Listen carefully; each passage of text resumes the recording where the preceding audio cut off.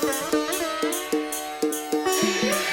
आसमान देखो झूमता गगन है छाया आसमान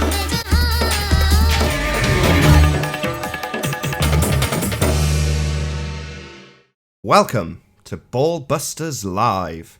I'm your host Nathan Oakley, and if you are new to this channel, or you've not done so already, then be sure to subscribe and hit the bell notification icon to keep up to date with the Flat Earth debate.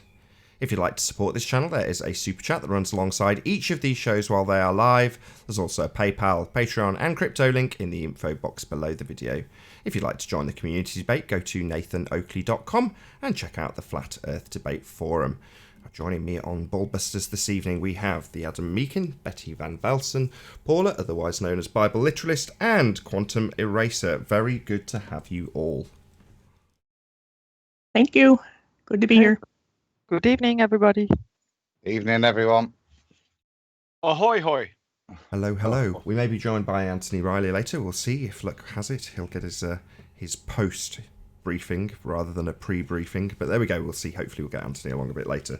So it's been quite an interesting week, especially for those who believe in gravity, as Georgie fucking Musa has been on Fight the Flat Earth channel discussing the non-force that is gravity. So I think we're going to be addressing him second, but there's also another pretender clown who's been in our midst for quite a considerable amount of time, named George Netanyuk, who we're also going to be covering tonight in terms of some of his nonsense and escapades over on Jose J.G. Gonzalez's debate channel. So, where do you want to begin, John? What should we kick off with? Well, it was interesting because I was doing just a walkthrough last night of George Musser's presentation or the video on Fat to Fat Earth. And I was going through it with a fine-tooth comb. I wanted to get the times down on the things that we were going to talk about. And I noticed, I think it was at 1411. I don't think I wrote it down here. But at 1411, I noticed a clip out. It was like an edited chop of the interview. And I was wondering, because I didn't see anyone else say anything. Of course, I wasn't following any conversations on Skype. But I said, damn, there's a chop out. You could see where it was chopped. His answer, the question was stated, then the answer was chopped.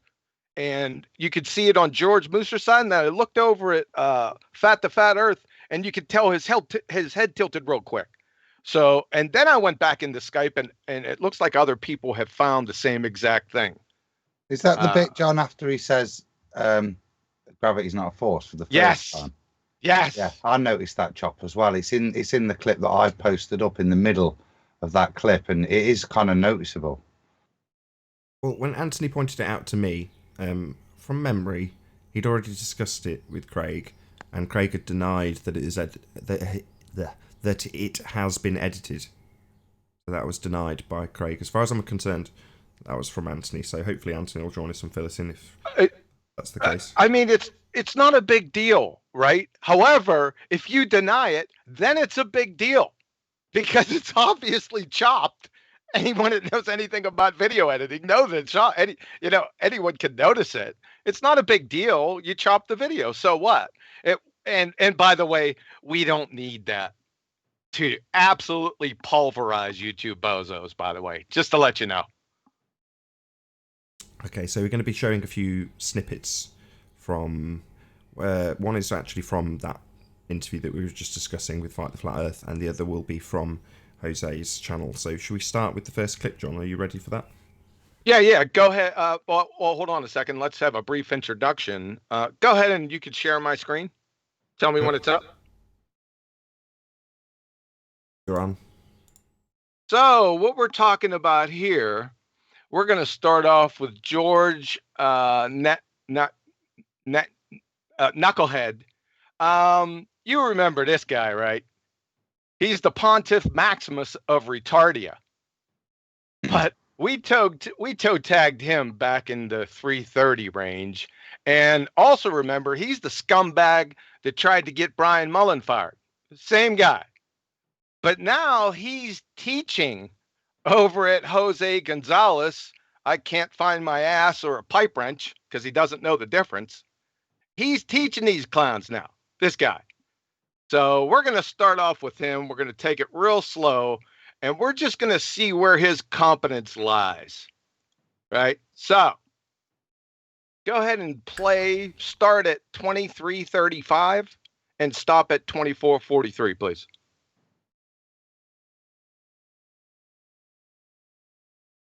In there that the link will be shared in a little bit. We'll finish George do his presentation. I want to see this. I want to see what's going to go down here.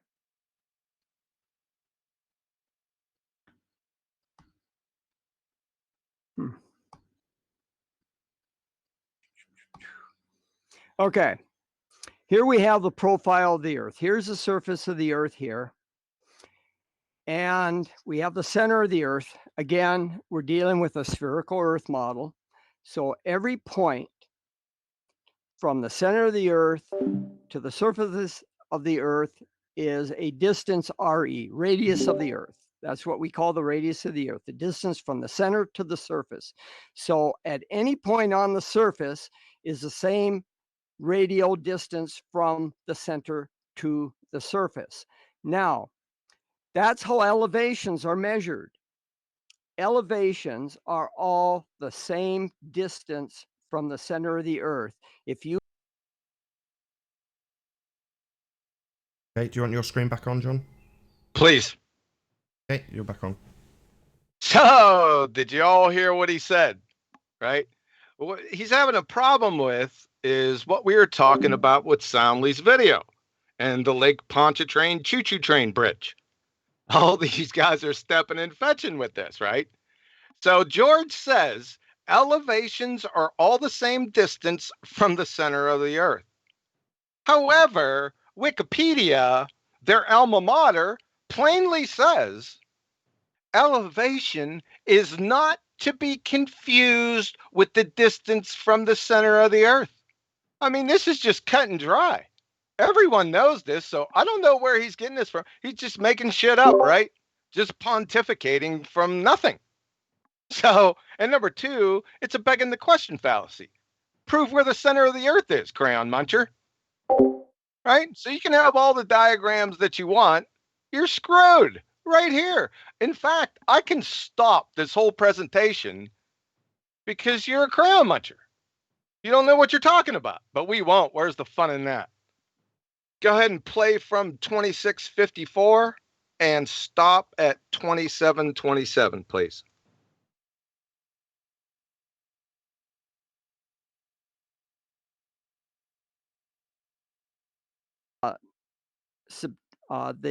and then we just subtract off the radial distance from the base of the mountain to the center of the Earth, and that difference is what we call the elevation.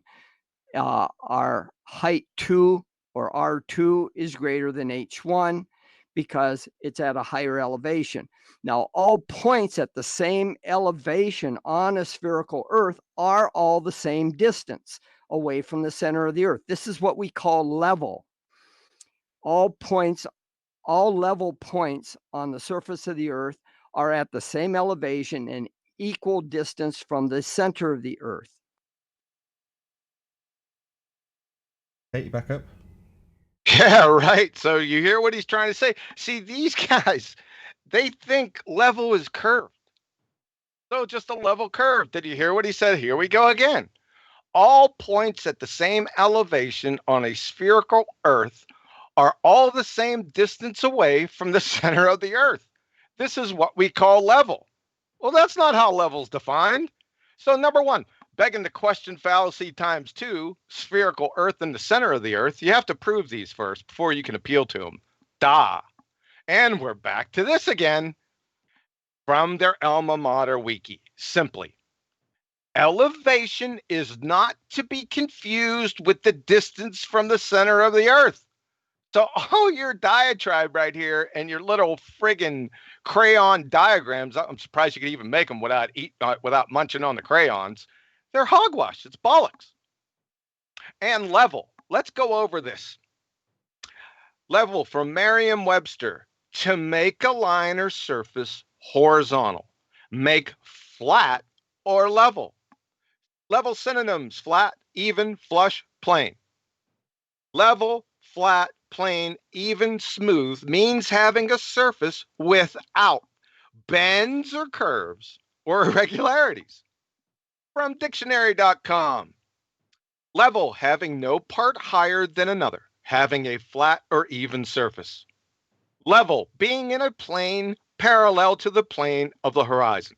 Horizontal. Level, to make a surface level, even or flat. Here's some more. From Cambridge, level of a surface, not rising or falling or higher on one side, but even in all directions, horizontal or flat. Level, something that is level with something else is at the same height, the same elevation. Level, to make a surface flat. So this is pretty clear. What's next? Do we need to define and or the for you? All right, play 27:27.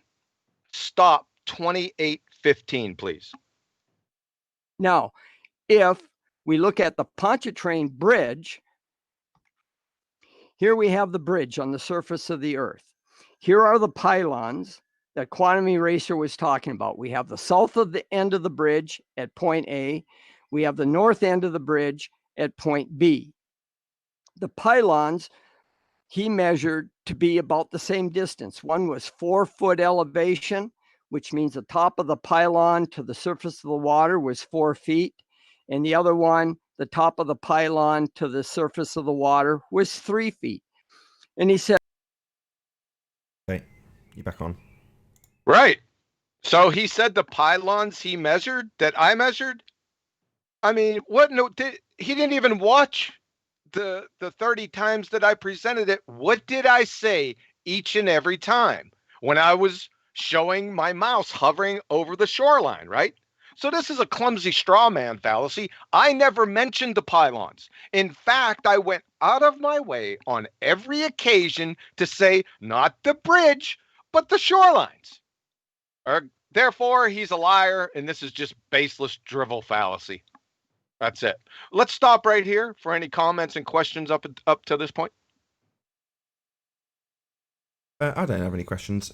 Like you say, I know full well that you didn't mention the bridge. You very specifically go to the edges, point out that you're at 1 feet, 2 feet, 3 feet, and then you go to the other side and do the same. What we're looking for is their drop. Yeah, I think that he confuses your other point that you had for Soundly, that you counted a couple of these pylons and the measurements between them and stuff. But that was another argument, I think. Yeah, that wasn't a bridge. There were electrical lines, and that was a long time ago. No, he's talking about the bridge specifically here. Okay. Yeah, you never said anything about that. Exactly. Yeah, and they still don't understand what a tangent line is, why there should be drop. It was all their big deal about curve calculators and how if you had a tangent, there would be a drop. They calculated it themselves. And then when you go and actually measure a tangent line like the bridge, they say, no, level is now not a tangent line. You can't use the curve calculator anymore because now we're going to make level parallel to the surface of a sphere. So what can you do? A lot of the double think and double speak, I think, with level and why do we need to redefine all these terms? I don't get it. Because it's Maybe. not curving, it's flat, and you need to be able to have different explanations depending on the set of circumstances that you're having to put up a rebuttal for. Yeah. Maybe. Any more for any All right. more? We want to roll. Yeah, am I putting you up or am I playing a bit more? Your play at 28:15 and stop at 28:33, please. well, where's the curve? The elevations are the same. Well, that's what we expect on a spherical Earth. Points A and point B are going to be at the same elevation or the same distance from the center of the Earth. There's nothing mysterious or missing here.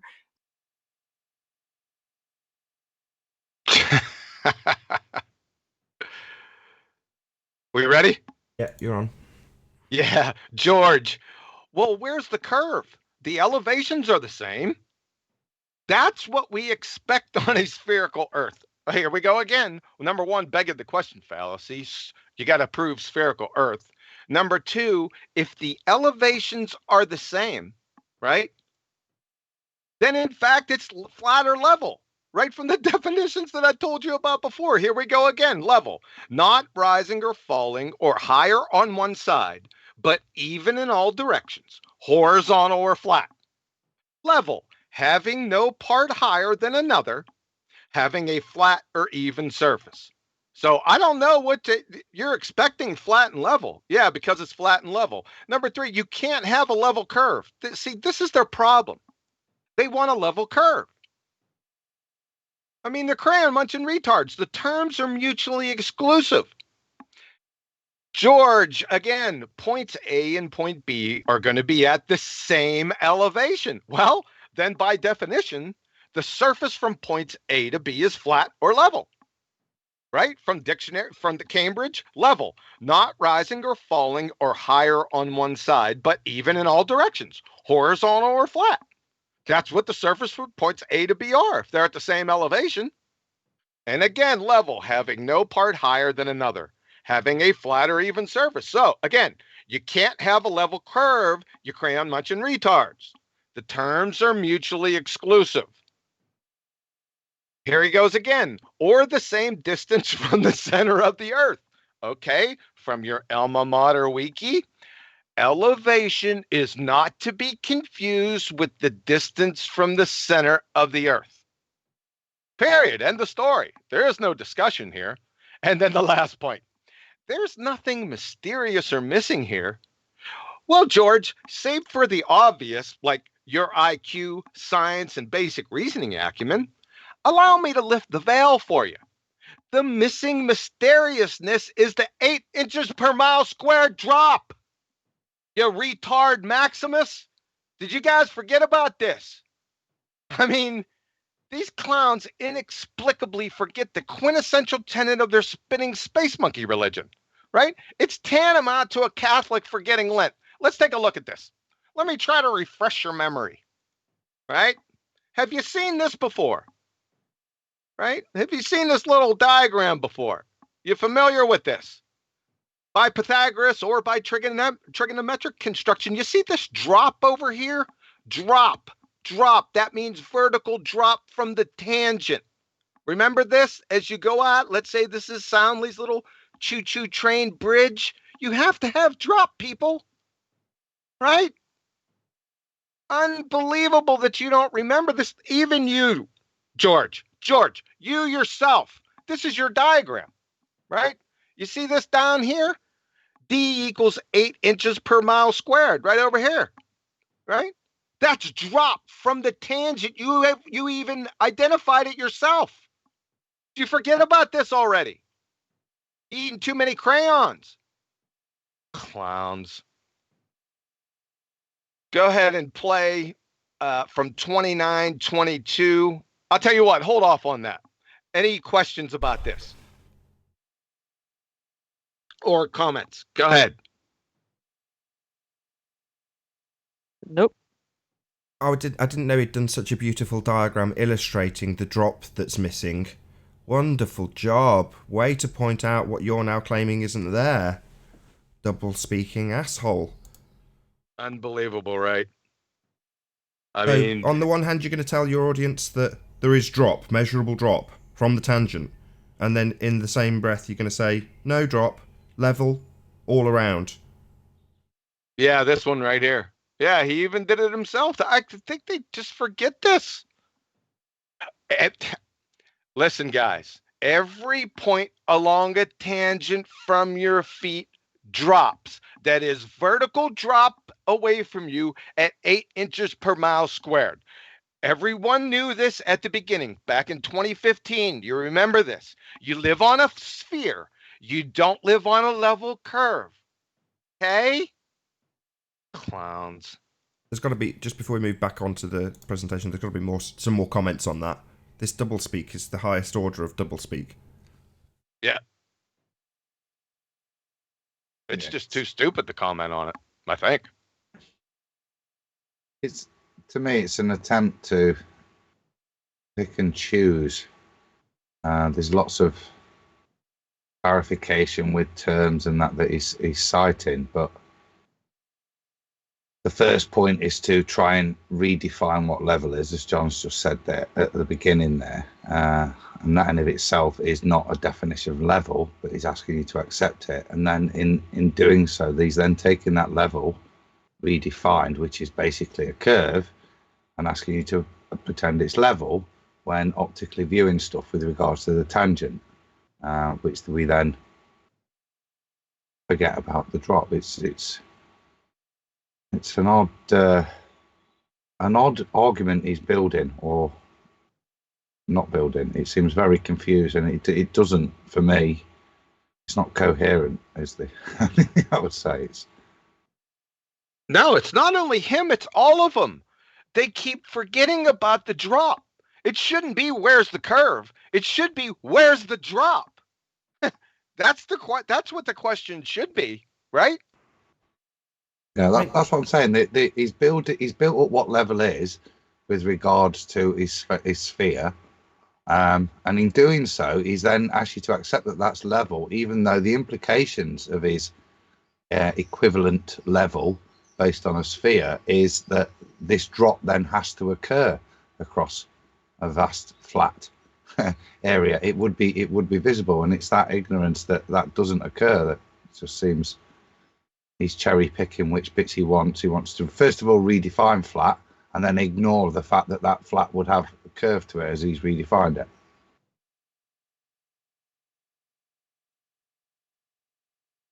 Paula, Betty, anything to add to this? I hope so. Not really. I mean, it's the same thing over and over again. You know, they want to be inconsistent and cherry pick and begging the question, special pleading, all sorts of fallacies, because when they want their curve calculator to show something, why something isn't visible, they'll use the tangent line. And if they want something to be, the same elevation everywhere, then they don't use a tangent line.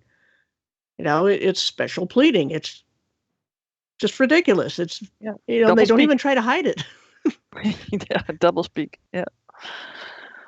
Yeah, just to summarize then, you've got pictures that they claim are showing a bridge dropping from your position, just so you can visually rather than mathematically conceptualize this. It's supposed to be dropping away from you. That's what they're visually telling you they're showing you. Yet it's measured the same on both sides. So it's not dropping, it's measuring flat. And when that example is used, they explain that it's level to the centre of the Earth. And as Paula correctly points out, that's special pleading. Suddenly you're into begging the question and assuming the Earth already, and using that explanation of a spherical Earth to get you away from the fact that it's level on all sides. And this is, as I say, the height of doublespeak. Yeah, but it's not only that. The definition from Wiki, right, from their alma mater, just told you elevation is not to be considered from the center of the Earth. So they're off the reservation at that point. Like I said, we could have stopped the discussion and went home because they're morons. Oh, I don't know, man. It's like bizarro world out there. Right, should we play a bit more? Yeah, let's get this is a great part coming up. I mean, if you didn't think he was a crayon munching retard after the above, then just wait for this. I love this part. Start at 29:22 and stop at 31 minutes, please. I find it rather humorous that Quantum Eraser, Riley, and a lot of these others like to cite, give us citations. And it's quite comical that a lot of the citations that they give us are taken from children's websites. If you look at Riley's presentation here the other day on his density thing, let me bring that up here. Okay.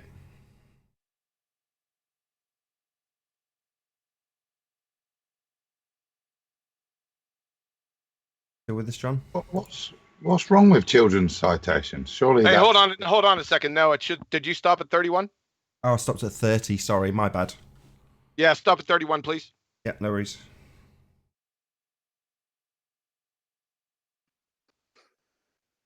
Yeah, this was Riley's video.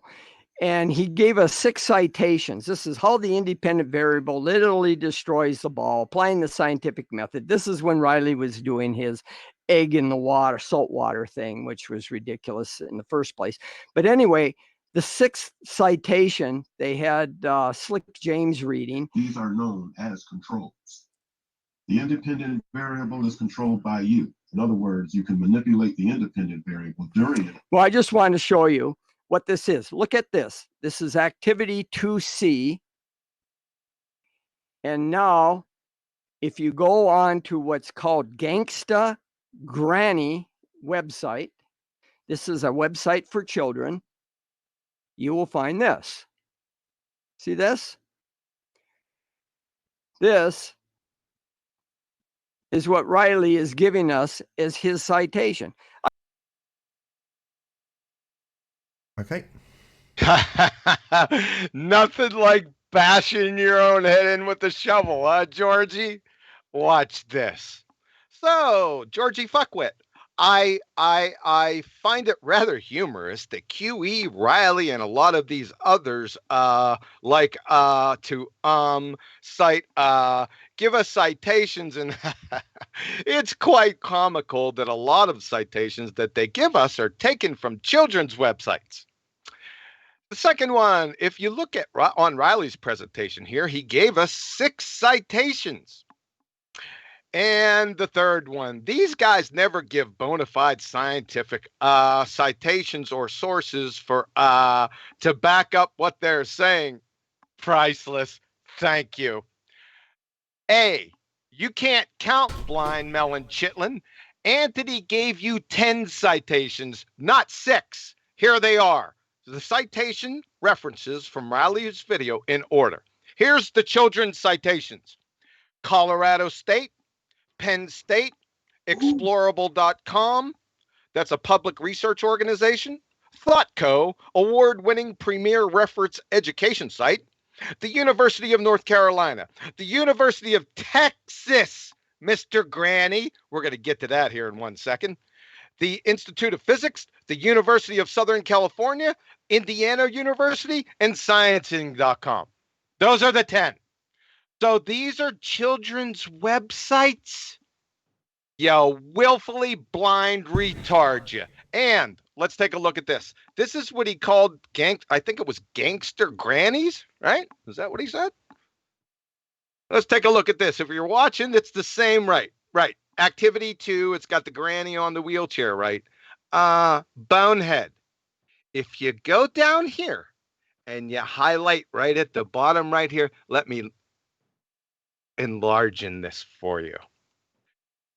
Can you tell me what that says, Crayon Muncher?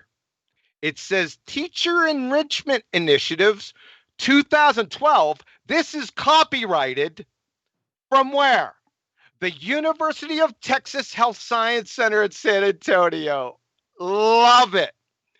You see, I spent some time in San Antonio, and I was, quote unquote, part of the scientific community in San Antonio, and am very familiar with the University of Texas and the consortium and the agreements they have in the community for their high schools. Not only teaching the kids, but teaching the teachers.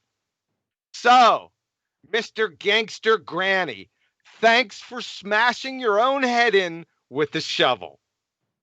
Appreciate it, clown. And more so, flat earthers, when have you ever seen a single citation from a baller to support any claim? When? I've been here for over 3.5 years. I haven't seen a single one. They just post the citations that I give them. They don't even know most of them don't even know what a citation is. They don't know the difference between a citation and a reference. We're going to see that here further down. I mean, these people are clowns. So thanks, Georgie, for that one. I'll tell you what, if you show your face again anywhere, even after this, I don't even have to go any further. It's tantamount to the chairman of PETA showing up for work the next day after he was videotaped live clubbing baby seals with a nail spike 44-inch Louisville Slugger the morning before. Just to let you know. But I know you're totally clueless, and all those religiotards will just follow you anyway. Just whistle past the graveyard. Oh yeah, we'll just pretend we didn't see that. Like the no 8 inches of drop per square mile or per mile squared, right? We'll just forget about that. Idiots. So I'm gonna stop right here. Any comments, claim, or questions regarding this? Where did he get the gangster granny bit from? Did he just make it up because he saw an interesting Slick sprite? James.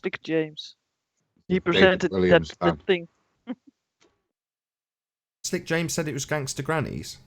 No. I think that because of Slick James was the one that made that read out that reference, and he saw Granny and make the combination. I think that's the only thing that I can think of. He just made it up. He just made it up. Yeah, made it up. Right, that sounds about right. Why change the habit of a lifetime? Yeah, he just looked at the reference. He didn't even look at the reference. He just looked at the paper and seen Granny on a wheelchair, right? And I don't know, just conjured in his mind. Who knows? He's delusional.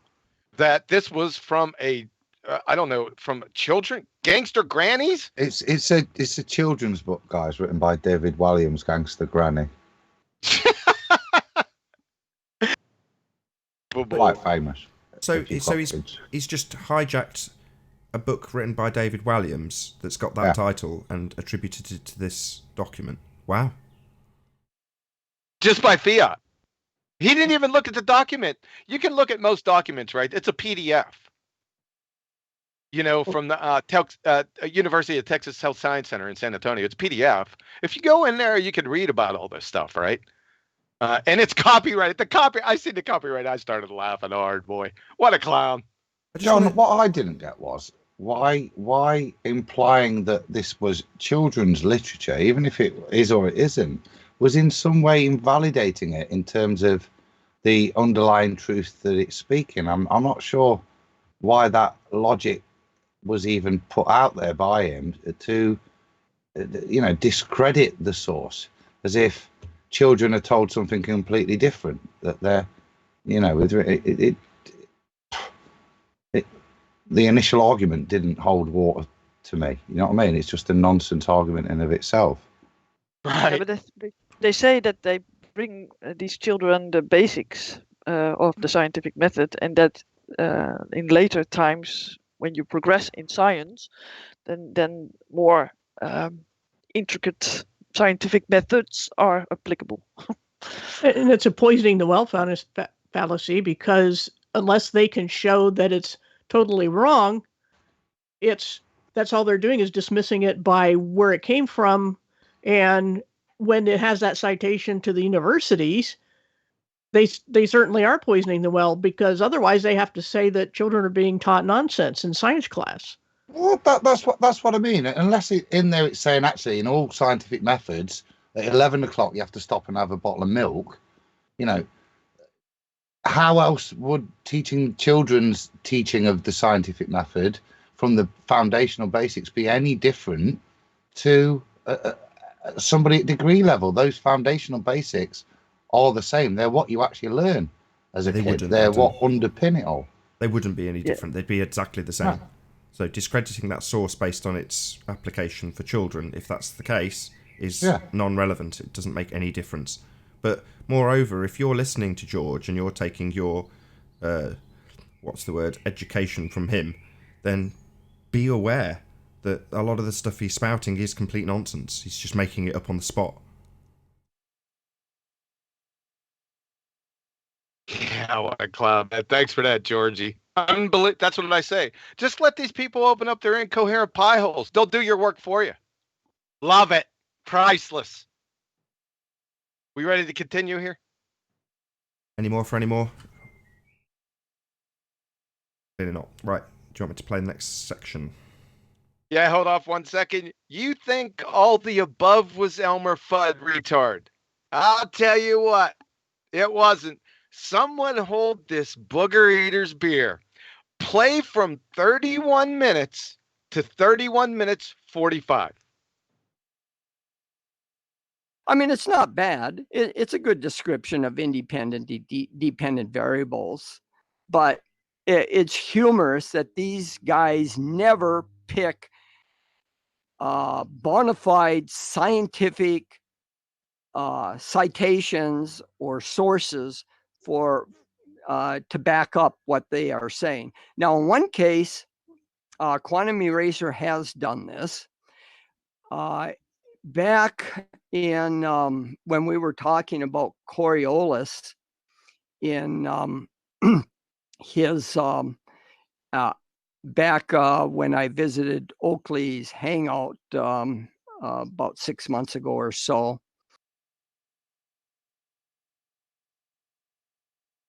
Okay, you back on?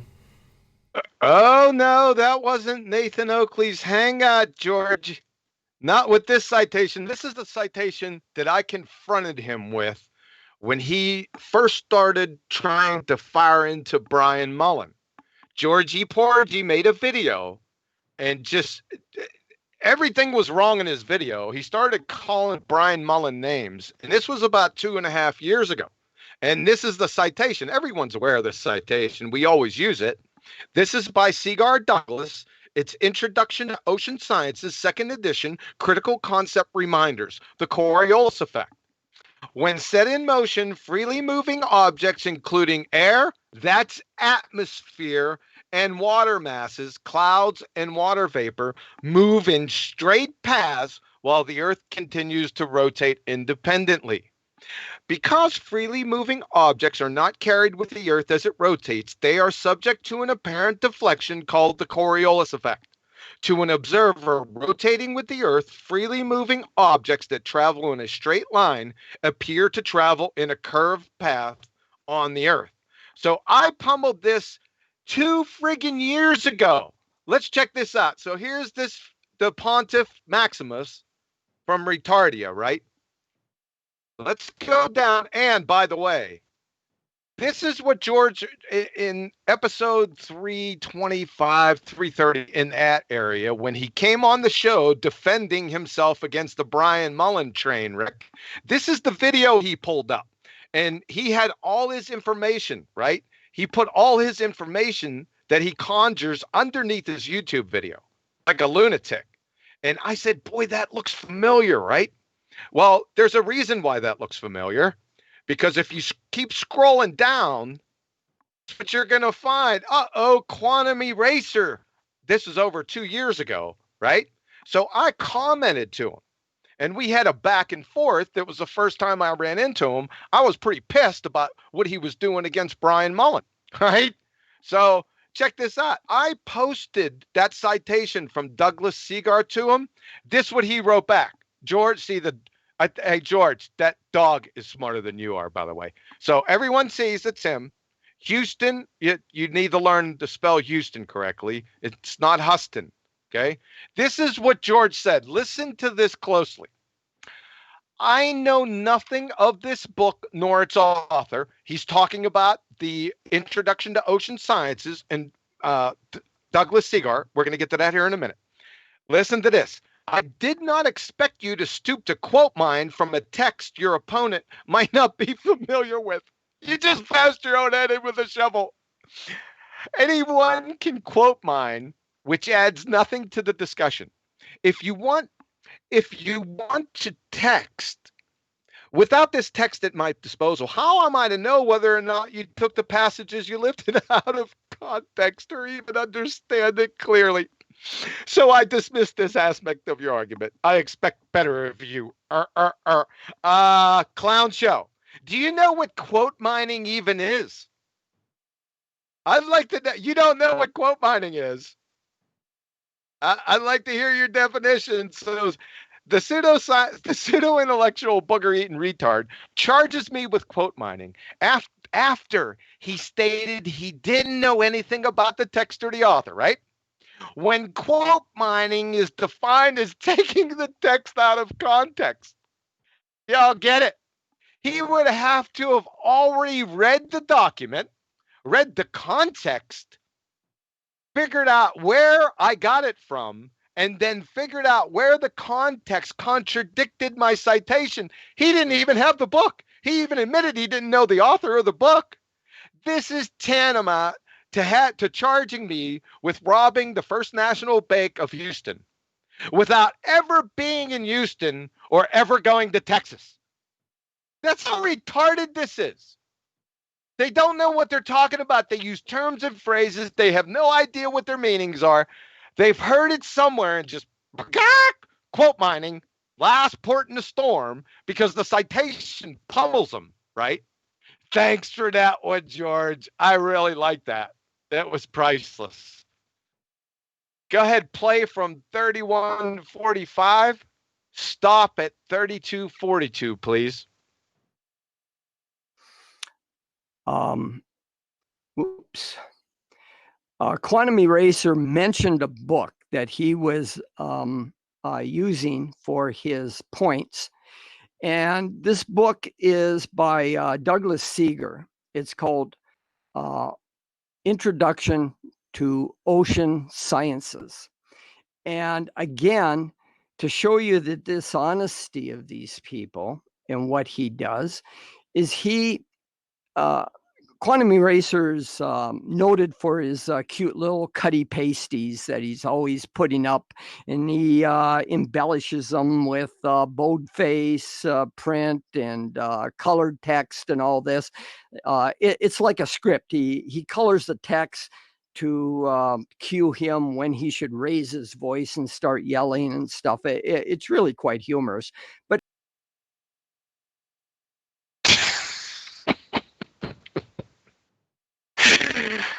We ready? Yeah.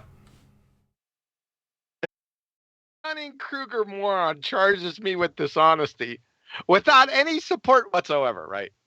Then immediately rolls into an appeal to style format fallacy. That's all it is, right? Number 2, cute cutty pasties. Let me tell you something, folks. This is code in Retardia for citation support. That's what they call citation support. Cutty pasties or copy pastas. Just let me, it's citation support. So posting citations in support of claims is frowned upon, Pontiff?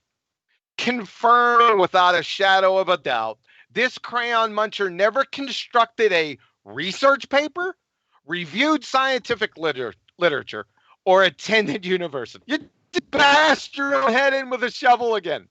And script, to have a working script, booger eater, others would have to be on the same script or it wouldn't work. Start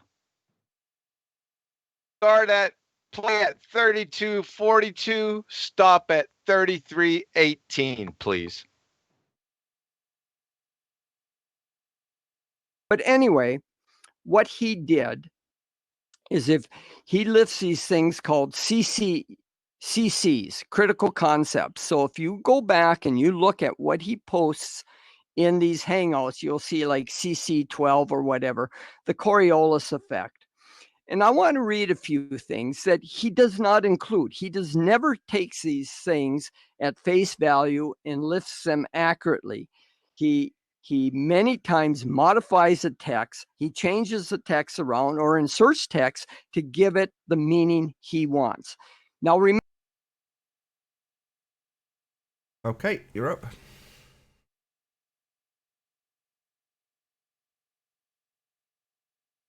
Sorry about that. I was on mute. Right. Paula, can you do me a favor? Can you read the text from the citation from Seeger Douglas, Introduction to Ocean Sciences, 2nd edition, Critical Concept Reminders, the Coriolis Effect. Can you please read that for us? Yep. First point, when set in motion, freely moving objects, including air and water masses, move in straight paths while the Earth continues to rotate independently. Second point, because freely moving objects are not carried with the Earth as it rotates, they're subject to an apparent deflection called the Coriolis effect. To an observer rotating with the Earth, freely moving objects that travel in a straight line appear to travel in a curved path on the Earth. Did I change anything here? What did I change?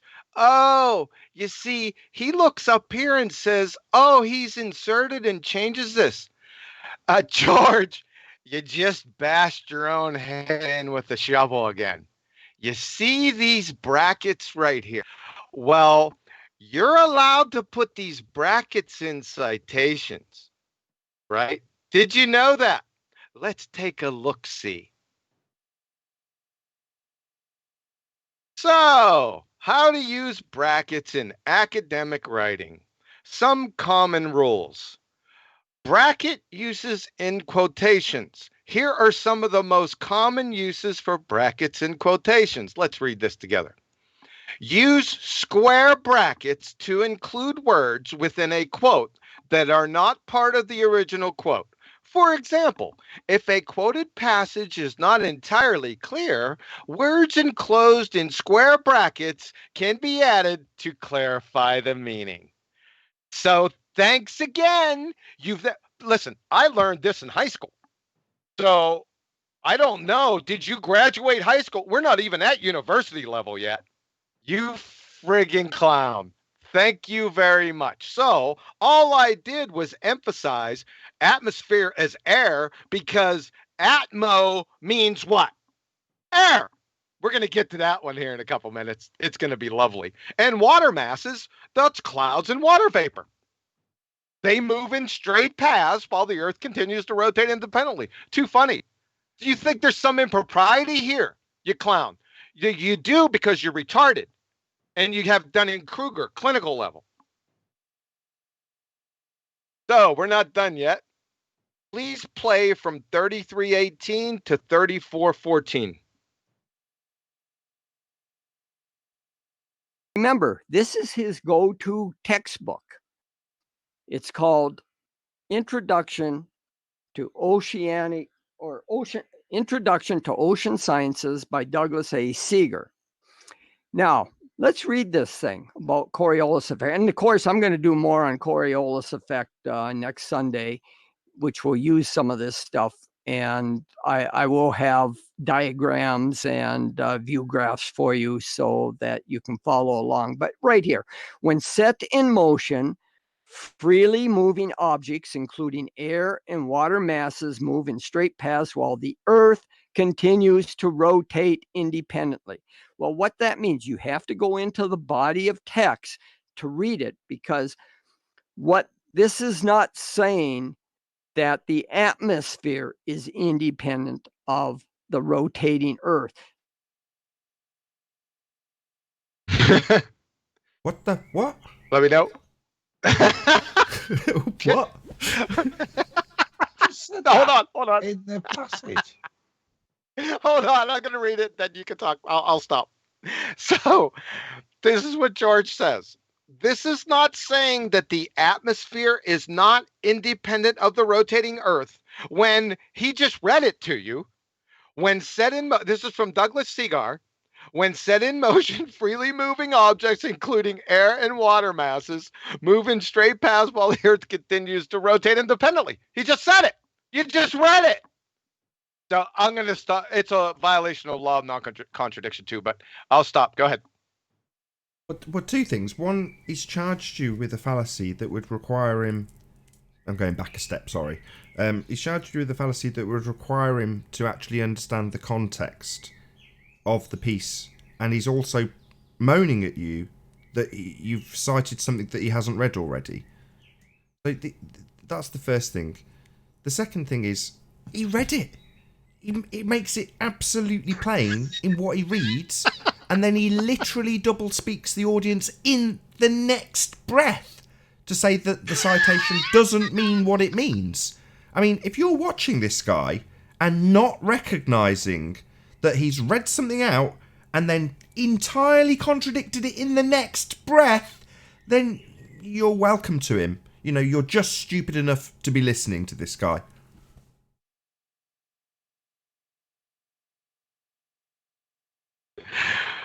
I don't know, man. Wait till the next one. They're going to come in rapid fire. Probably some of the points that are the maybe Paula. Do you want to go first? Anything to add? No, I was just sitting there going, wait, read that again. What did he say? Wait a minute. It doesn't not what it doesn't. I don't know. Well, you can think of it as such, right? Yeah, Oh, you can no. think of it that way. Adam? That's amazing. Unbelievable. Any comments on that, Adam?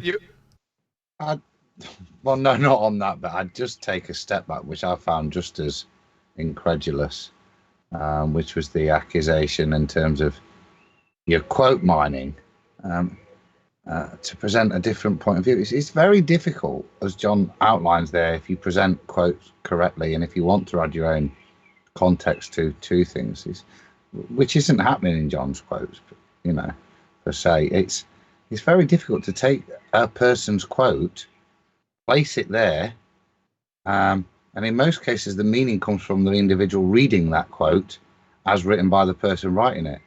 I don't know what special skills John could have by doing that and applying it to mean to somebody else who's reading it a contradictory point to what ballers believe. It just seems it's again his rhetoric of talking nonsense, throwing an accusation as if that you'll know the fallacy, but basically it'll that bit of shit will stick and therefore allow him to disprove your point without disproving it.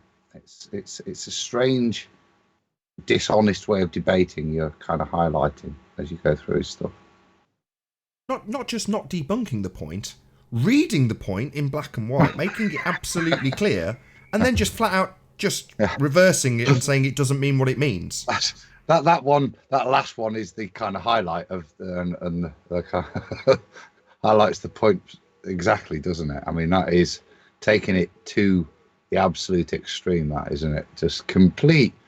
What's your phrase, Nathan? Pissing in your face. Yeah, absolutely pissing in your face. Reading it out so you can understand it, you nod along. Yeah, I understand that. Yeah, the Earth and the atmosphere, they're separate. Yeah, the Earth rotates underneath the atmosphere. Yeah, I understood. You've just read it to me. What's that you say? It doesn't mean they're separate. You're having a laugh. Apparently this gets better. When you open the lines up to see if any ballers can come back to defend that concept. Yeah, we'll specifically ask. There is a Discord link, so towards the end of the presentation, or now, you just will be sat in silence. But yeah, feel free to join the Discord server. There is a link below. We'll get to that a bit later, though. So apparently this gets better, John. Is that right?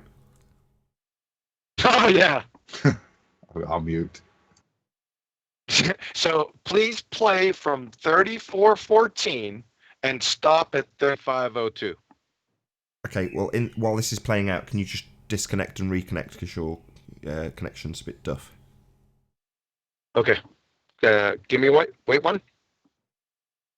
Nathan, can you also open the sound in Discord?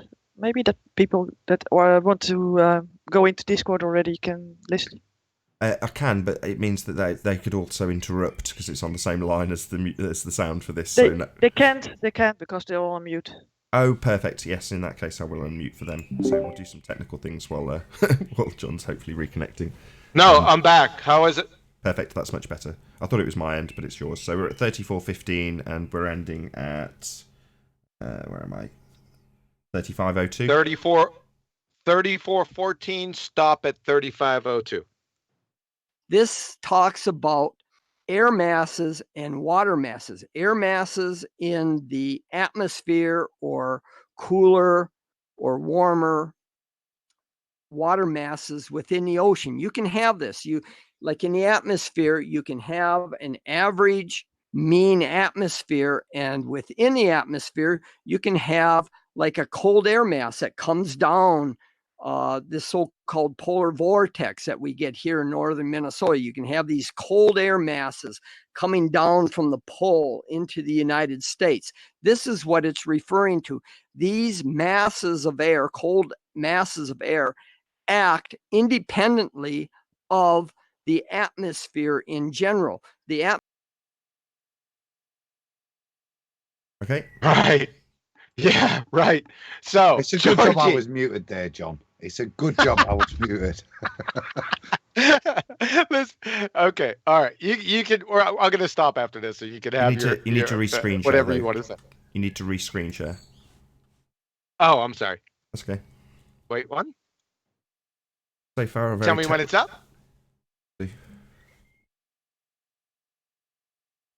Yeah, I got you.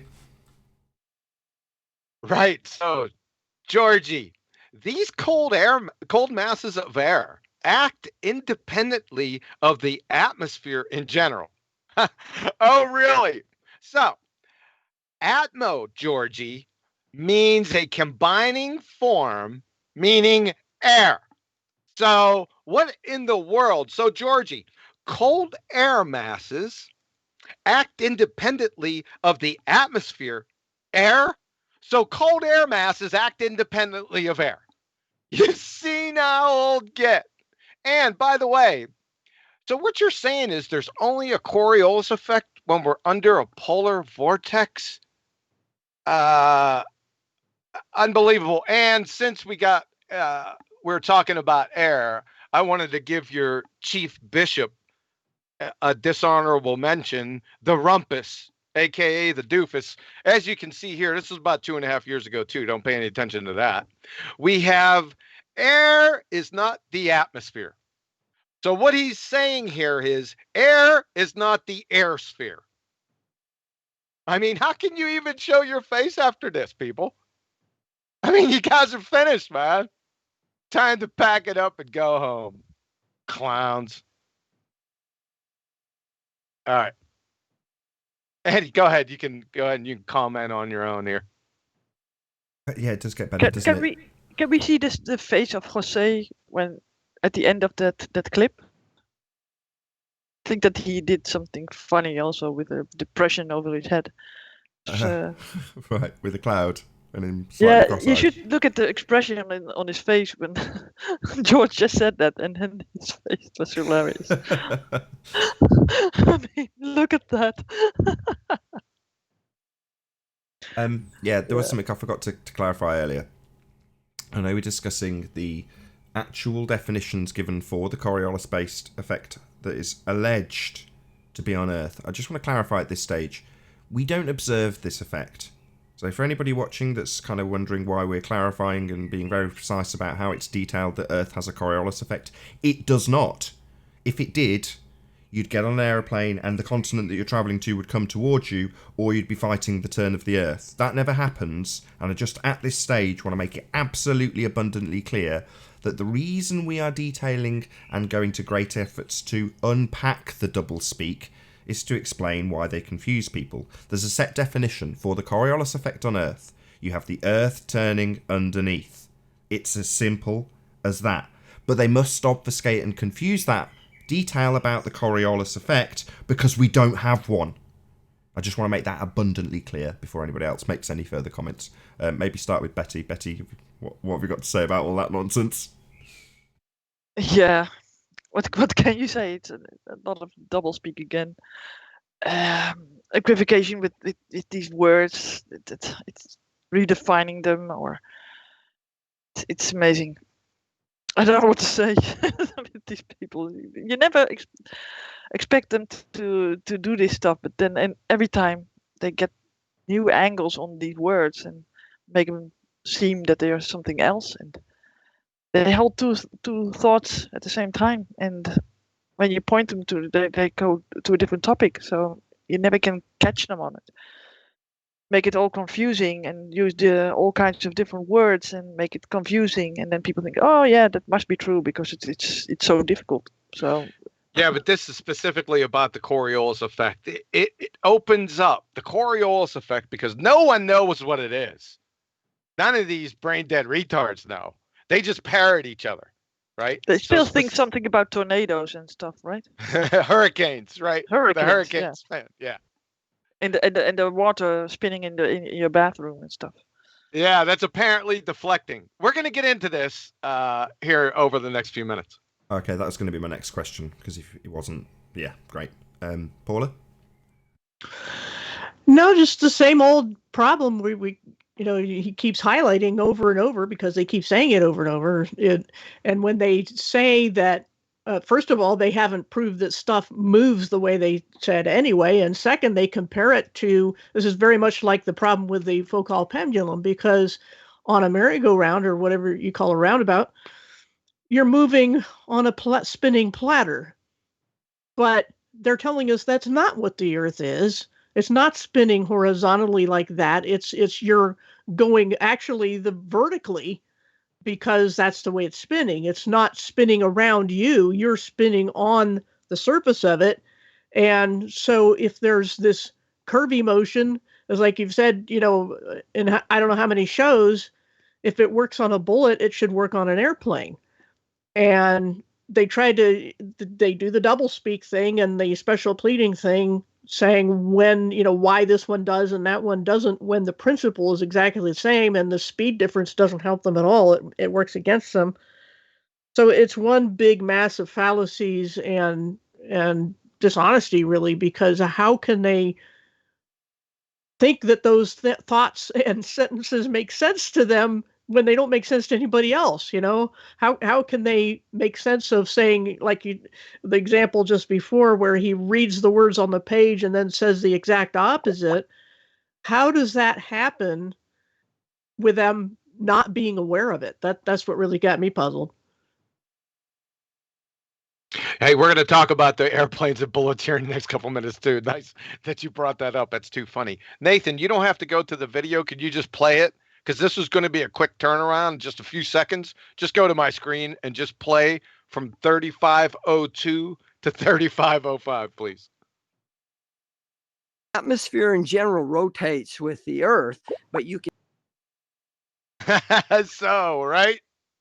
You get to, George, the atmosphere in general rotates with the Earth, right? Really?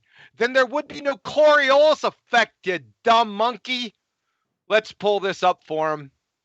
I don't know what to say. I don't know how many times that I showed this before. Have you seen this before? There's a Coriolis effect on Wiki. You need 2 reference frames. Listen, in the inertial frame of reference, the upper part, the black ball moves in a straight line. However, the observer, red dot, who is standing in what? The rotating non-inertial frame of reference, the lower part of the picture, sees the object as following a curved path due to Coriolis. Don't you get this? This is too easy to understand, right? The ball goes straight. If it's not attached to the rotating frame of reference, it goes straight. However, you being the red dot retard going in a curve, right? Or going around rotating on the rotating reference frame, see it as it's curving, but it's not curving. It's just an apparent deflection. But the important part is that you need 2 frame of reference for the existence of the Coriolis effect. It's just that simple. So, number 2, show the experiment where gases or a gas rotate with a rotating solid body just 5 centimeters above the surface, then provide the mechanism. Oh, and you do understand gases have no intermolecular bonds. Obviously rhetorical. So do gas molecules attach to the Earth and each other by Velcro, superglue, molasses, pixie dust, other clowns? Gas molecules, i.e. air, vibrate and move freely and randomly at high speeds. Here, let me show you. This is a good visual for retards, right? Hopefully this will help from you. From Purdue University, gases, liquids, and solids. You see the difference here? See, this is the microscopic views of each of these solids, liquids, and gases. Do you see that there's a big difference here between not only gases and liquids, but solids and their behavior, right? Nothing laying on top of each other here. Nothing attached. What's attached here? Clowns. You'd fail third grade general science. Question. How can gas molecules that make up the atmosphere, that move freely and randomly at high speeds, yet, according to you, rotate with the Earth, i.e., not moving freely and randomly at high speeds, rotate with the Earth from west to east? It's over. Kaboom! It's a violation of law of non-contradiction. Done. Please explain. Number 3, please explain east, north, and south surface winds, their existence on a spinning ball that has the atmosphere that's air, wind, and gas rotating with it from west to east. Right? It's another violation of the law of non-contradiction right here. Bonus question. How can you have different wind speeds moving in different directions simultaneously at differing elevations of the atmosphere, all the while the atmosphere is collectively spinning east in unison the same? Another violation of the law of non-contradiction. It'd be easier reconciling married bachelors than all these train wrecks. By the way, let's keep it simple for you. These are contradictory statements, A and B. A, the atmosphere spins with the Earth from west to east, or B, the existence of east, north, south, northeast, and southeast surface winds. And they don't have to be surface winds. It could be any wind. Surface, 5,000, 10,000, 15,000. You go by threes, multiple to threes, any multiple. They could be moving in all kinds of different directions. How can they be doing that and then moving at the same speed and moving in the same directions at the same time? It's nonsensical bollocks. Which do you think? You got to choose one here. Which do you think is false, retards? A or B? Moreover, following your yarn, every cubic nanometer of atmosphere traveling horizontally from the equator to the center of rotation must have differing tangential speeds. And every cubic nanometer of atmosphere rising in elevation from each respective horizontal cubic nanometer of atmosphere must have differing tangential speeds. In fact, the higher the elevation, the faster they'll need to travel to keep up. And all this rolling along at differing speeds in unison east, another violation of the law of non-contradiction. This is so far beyond preposterous, ludicrous absurdity. Evolution, whatever that is, multiverses, and married bachelors are blushing. And does anyone know how far up this increasing speed, rope-a-dope, fairy tale spinning atmosphere ends? I'd like to see that. It'd give a whole new meaning to guillotine wind shear. Goodness gracious, people. And if you don't see it by now, if you guys are listening to this and you're not seeing this bollocks by now, please seek a lobotomy immediately. And P.S., where is the energy coming from the continuous shot in the arm injections needed to keep each successive cubic nanometer of atmosphere higher elevation brethren in tow? Alice in Wonderland is more tenable than your ball-tard spinning space monkey religion. You live in a fairy tale. Retardia. Questions, comments? Adam, do you want to go first? Excuse me. Yeah, go on then. Let's just assuming that we're giving this theoretical facility for the Earth's atmosphere to stick to the just one movement of the Earth, the rotation. There obviously are others to consider in the heliocentric model, but if we're just considering that rotation, and the thing that from the very beginning for me when you start to think flat Earth is exactly those wind speeds concept. And if you just think east to west, west to east, just call it 100 mile an hour wind going in one direction is rotating with the Earth, and it's also doing another 100 miles an hour on top.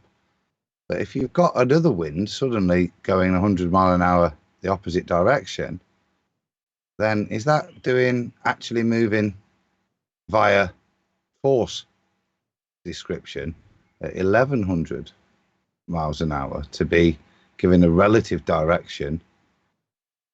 I've never understood how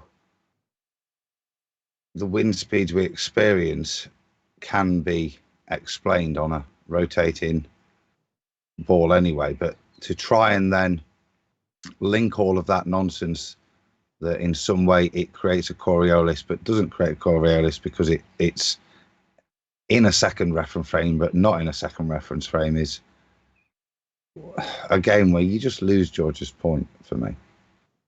I think it's a forced necessity. So you've got the lesser of two evils is the Coriolis effect on a rotating Earth, because the last points, the most potent, if you ask me, John, are towards the end when you start describing how you'd have the different surface winds with layers of different directions working if they were attached, and it simply can't work.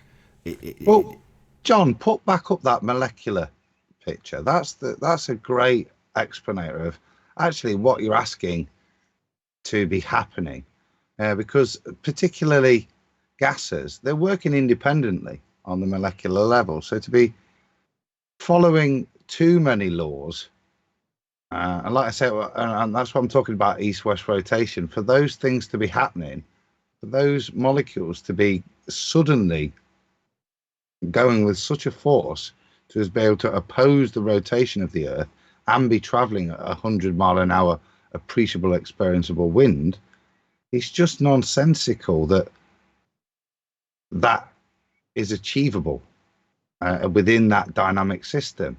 You're obviously going to get turbulence, but that level of oppositional turbulence to create a wind in that direction just seems completely opposed to the dynamics you see in there of how gases work. Do you guys see it? Is it up? Oh yeah, I've got it up. I mean, yeah, you're absolutely right. But the heliocentric priests have spoken, Adam. You know, George is wrong in terms of his assertions. He's just double speaking the situation because it doesn't make any sense, and we don't observe rapidly decreased air travel as the Earth rotates underneath. So his double speak is in violation of the heliocentric rhetoric to begin with. So he's defying it because it needs to be, which without questioning motivation, he's just wrong. So he's asserting that they're velcroed together, and the bottom line is all of the priests of heliocentrism make it very clear. Neil deGrasse Tyson being the perfect example, he gives a tweet out that says that field goal was made because of the Coriolis effect. Well, what he's describing is the ball travelling in, albeit a straight line, in the second reference frame, as the first reference frame continues to rotate underneath, moving the position of the field goal and making the goal possible, where if the Earth was not rotating underneath, it would not be. So the heliocentric priests have spoken. They just use their examples very carefully and tweet them out amongst the football-loving crowd who aren't really paying attention to what Neil deGrasse Tyson says when their favourite team wins. So ultimately speaking, we will focus on the fact that he is making it plain. They claim there is a Coriolis effect. However, if the Earth rotates underneath a football, it also rotates underneath an aeroplane, but we don't have reduced air time in terms of our travelling durations. So it's not an effect that we can observe with something with a long hand time, even though they claim that it is something that exists. George is flying in the face of that with the doublespeak side of the rhetoric and saying the Earth and atmosphere are attached as one. No Coriolis effect in George's explanation. Nathan, my mind's gone blank, but have we got a Coriolis-based housekeeping question? Yeah, we ask for axial rotation evidence every day. Yeah. The reason I don't... Well, it's a good question. Why don't I ask for evidence of the Coriolis effect? Well, because the Coriolis effect's real. So why would I ask for something that I know? No, I was going to say Earth-based. We have got, it's got to be Coriolis caused by the Earth. I just wonder if that would be... No, again, I was racking my brain whether there was. There is a good answer. I promise. There's a good answer. Sorry. There's a good answer. It's because when the assertion of Coriolis is used to assert that the Earth spins, but that's so that they can detach it once. They can make it once removed with their example that gives you an explanation for the Earth spinning in the first instance. And when you pick it apart, they barrage you with doublespeak or attack your career. So it's one of these top level heliocentric doublespeak nonsense subjects that's really quite closely monitored, it seems, and this show will get a lot of comments, I guarantee you of that. But they need to have one rhetoric given by the mainstream, that rhetoric being Coriolis exists. What we're asking for in the housekeeping to answer your question is not the once removed bit, the bit that is real. Coriolis effect is real, just not Earth based. What they're trying to demonstrate is Earth turn. So we ask for axial rotation. If you want to come and claim Coriolis, which often happens, to prove Earth rotation, then that'll get ripped apart like we're doing now. See, you're right. Sorry, mate. I was running through them, all the house, trying to remember them all, and I couldn't picture it. But yeah, sorry, it's there. You're forgiven. Paula, you sorry, there? John.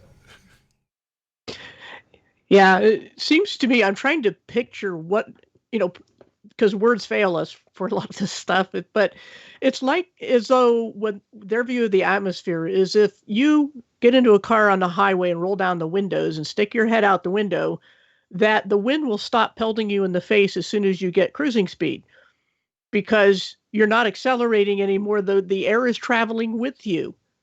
That's what it sounds like to me, that there should be no wind outside the car because it's moving with you by that point. That's the best I can come up with. That's better than their doublespeak, Paula, but no.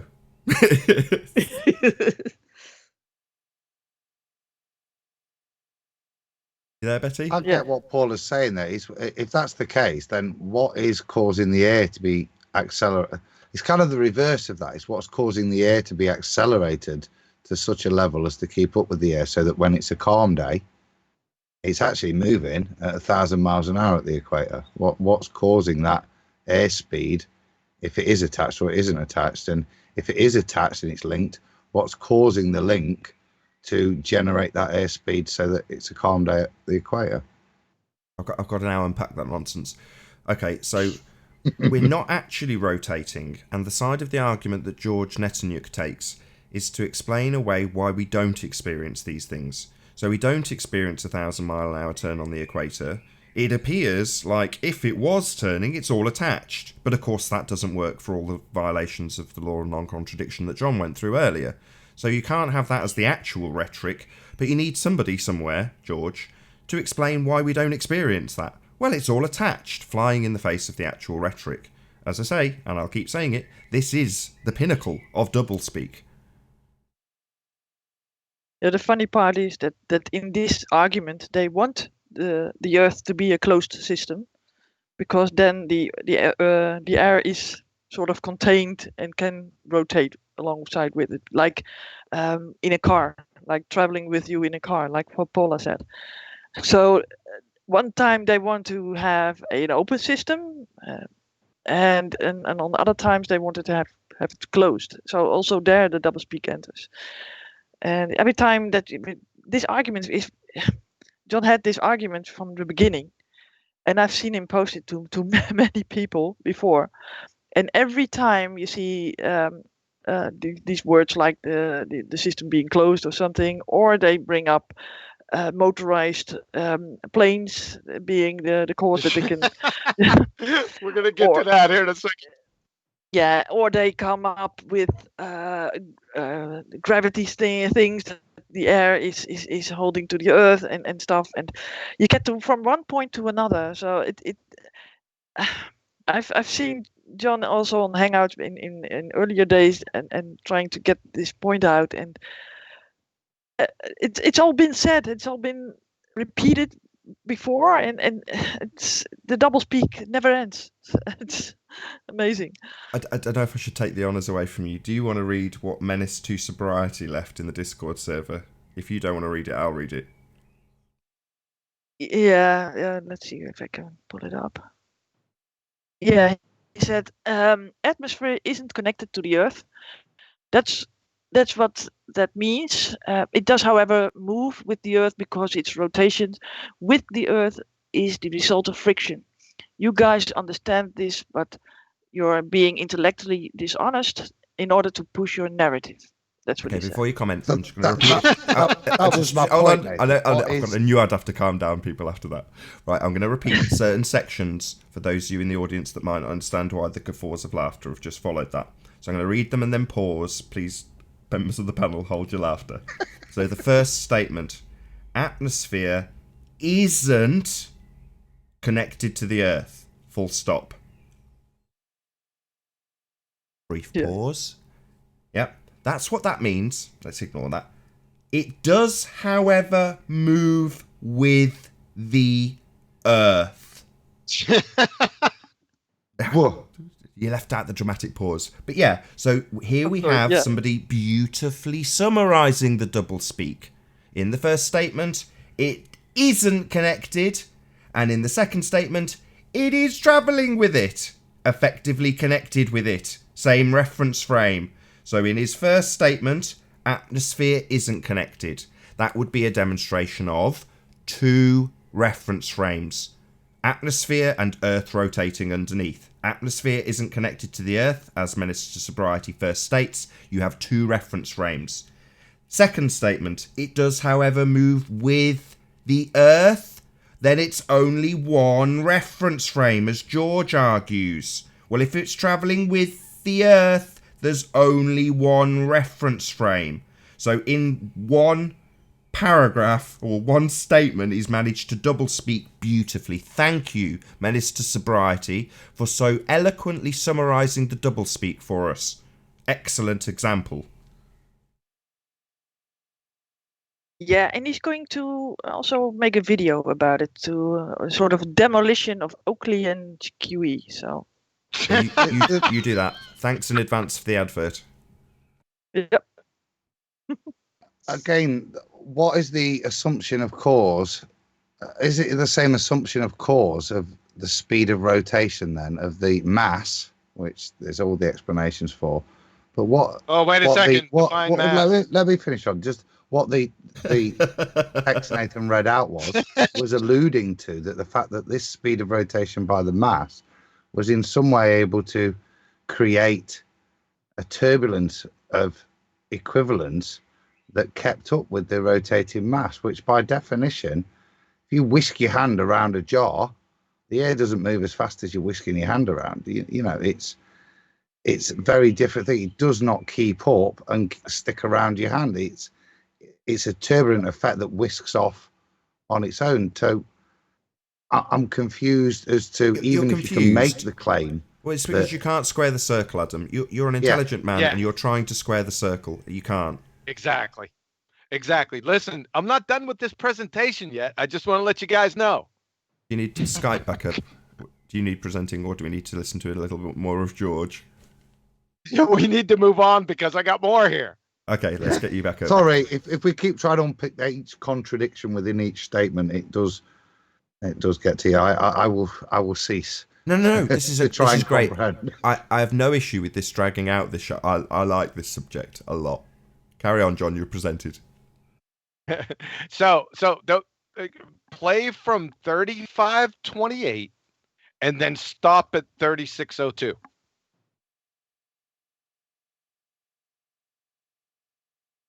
At 35:28. 35:28 and stop at 36:02. That is outside the average rotational motion of the atmosphere of the Earth. Now, it says, because these freely moving objects are not carried with the Earth as it rotates, they are subject to apparent deflection called the Coriolis effect.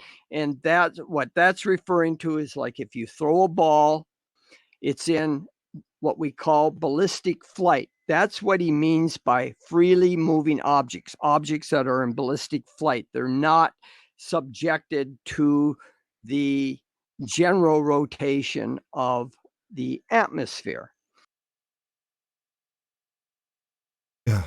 Yeah. You see what he's doing, right? We've all heard this before, right? From the clown show, retards. So George says, if you throw a ball, it's in what we call ballistic flight. That's what he means by freely moving objects. Really, post a citation for us, please. You also need to define ballistic flight. I know what you're trying to do, you weasel, crayon muncher, right? We need you to define ballistic flight. What he's trying to say is that airplanes, that the Coriolis effect doesn't affect airplanes. You know, anything that is self-propelled. That's what they're trying to say, right? It doesn't matter, Pontiff Maximus retard. Whether it's an airplane, it doesn't matter. Anything not attached to the earth is freely moving. Is an airplane freely moving? Yeah.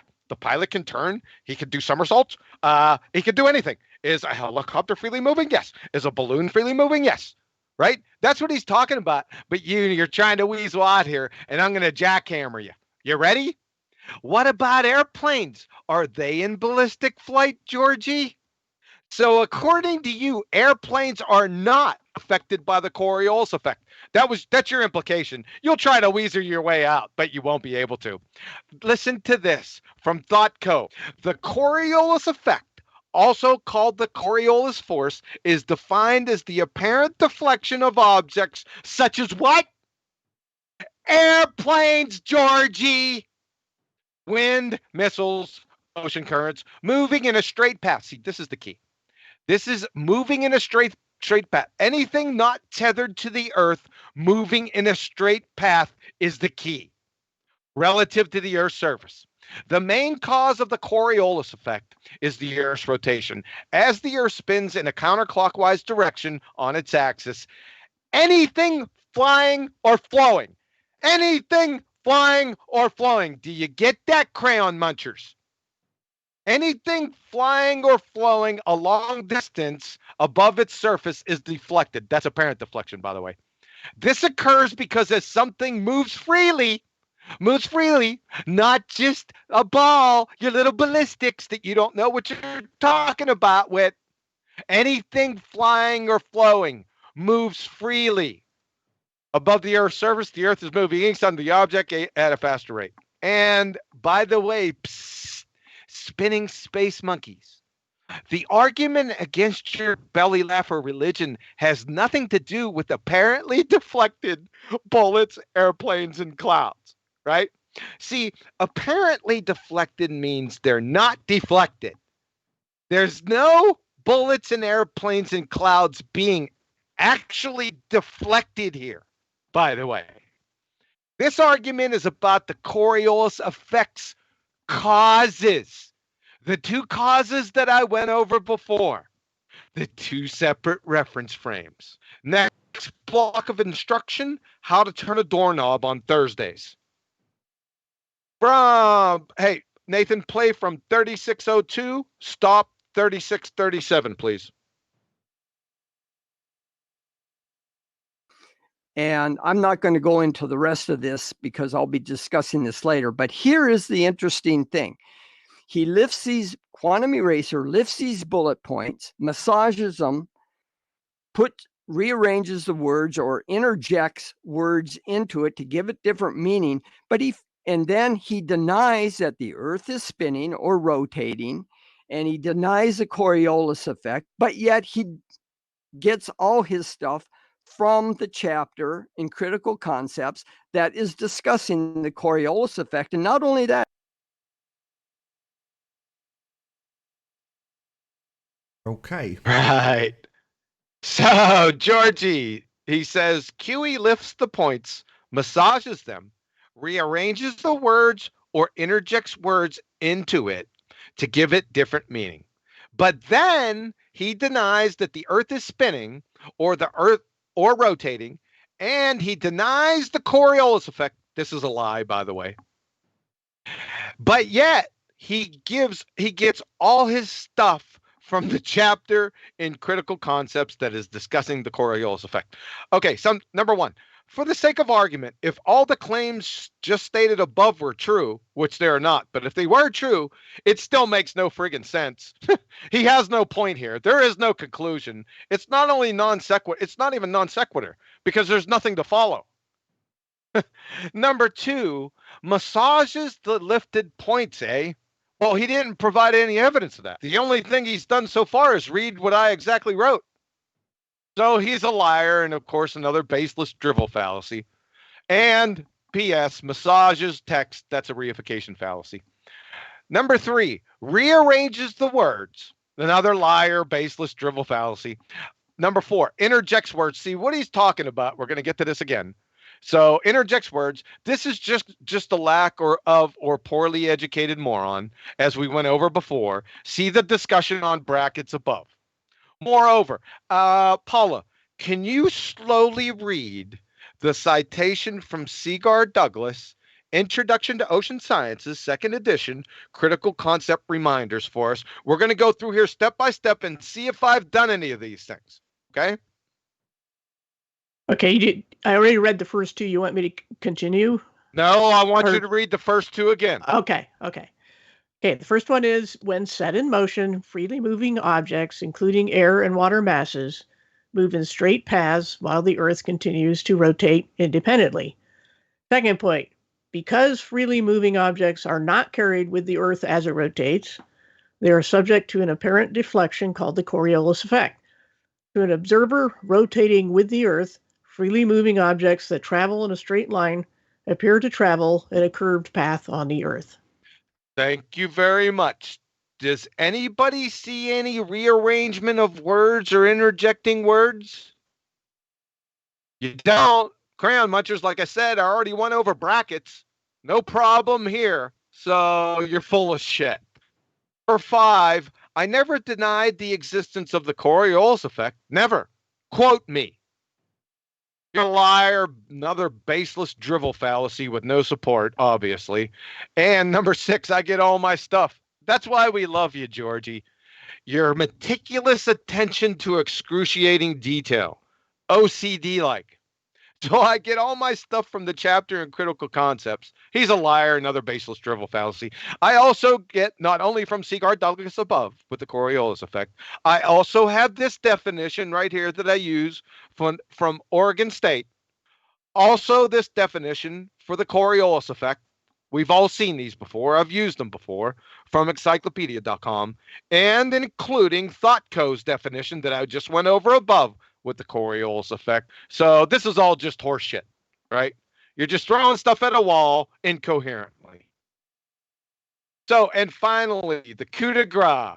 Nathan, please play from 36:37, stop 37:49.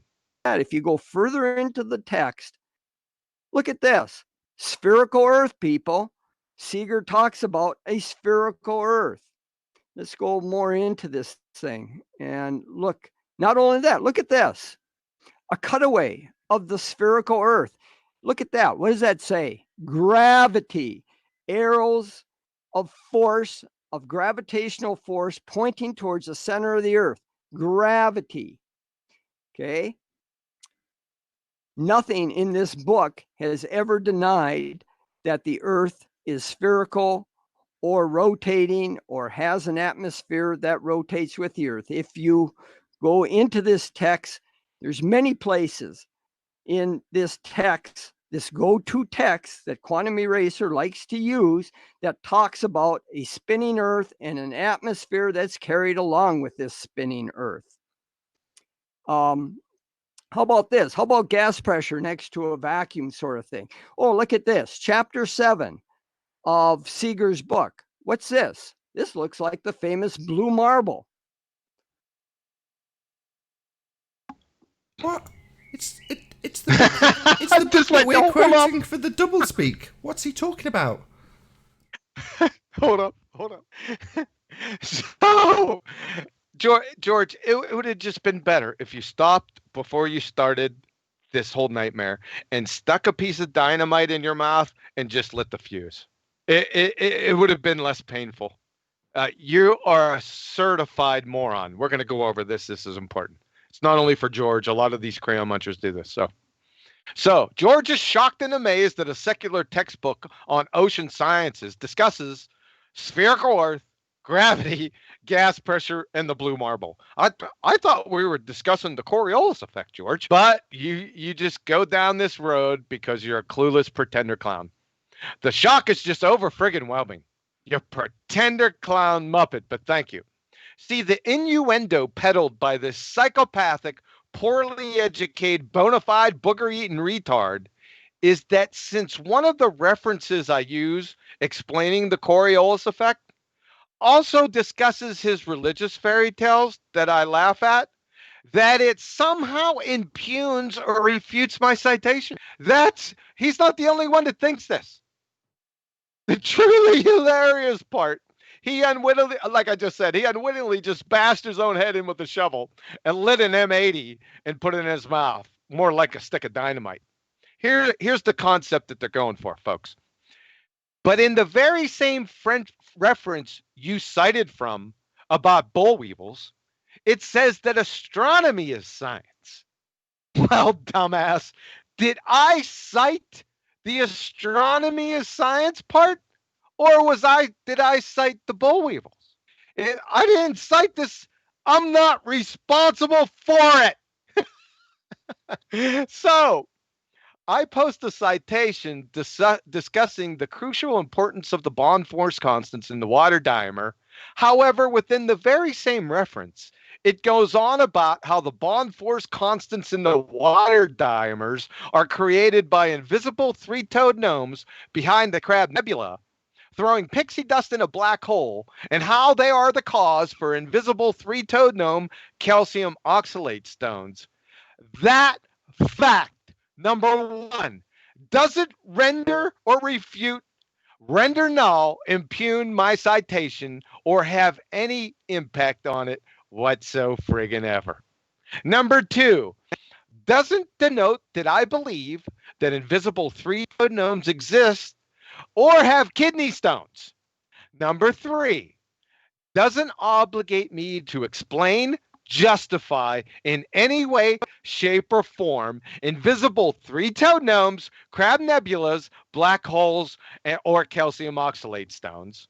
Number four, shows unequivocally that your clumsy, daft muppet of appeal is a booger-eating retard, incoherent, belly-laughing red herring fallacy from the Black Lagoon, at best. In other words, Mr. Magoo, I'm only responsible for the citation. Duh! Please report 2 weeks early to 5th grade next year.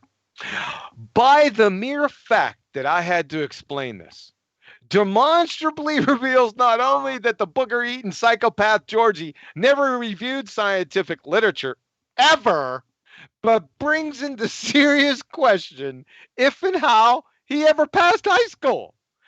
And listen, this is not only to Georgie. Listen, folks, if I'm telling you this and you're sitting out there and this is new to you, you have bigger problems than whether the earth is flat or a sphere or not. You need to start over again. Start in 1st grade and come up through. Okay? In summary, if you think this psychopathic booger-eating retard should be allowed to walk amongst us freely, that is not institutionalized immediately, then you should be lobotomized. Thanks for your ear. Have a nice day.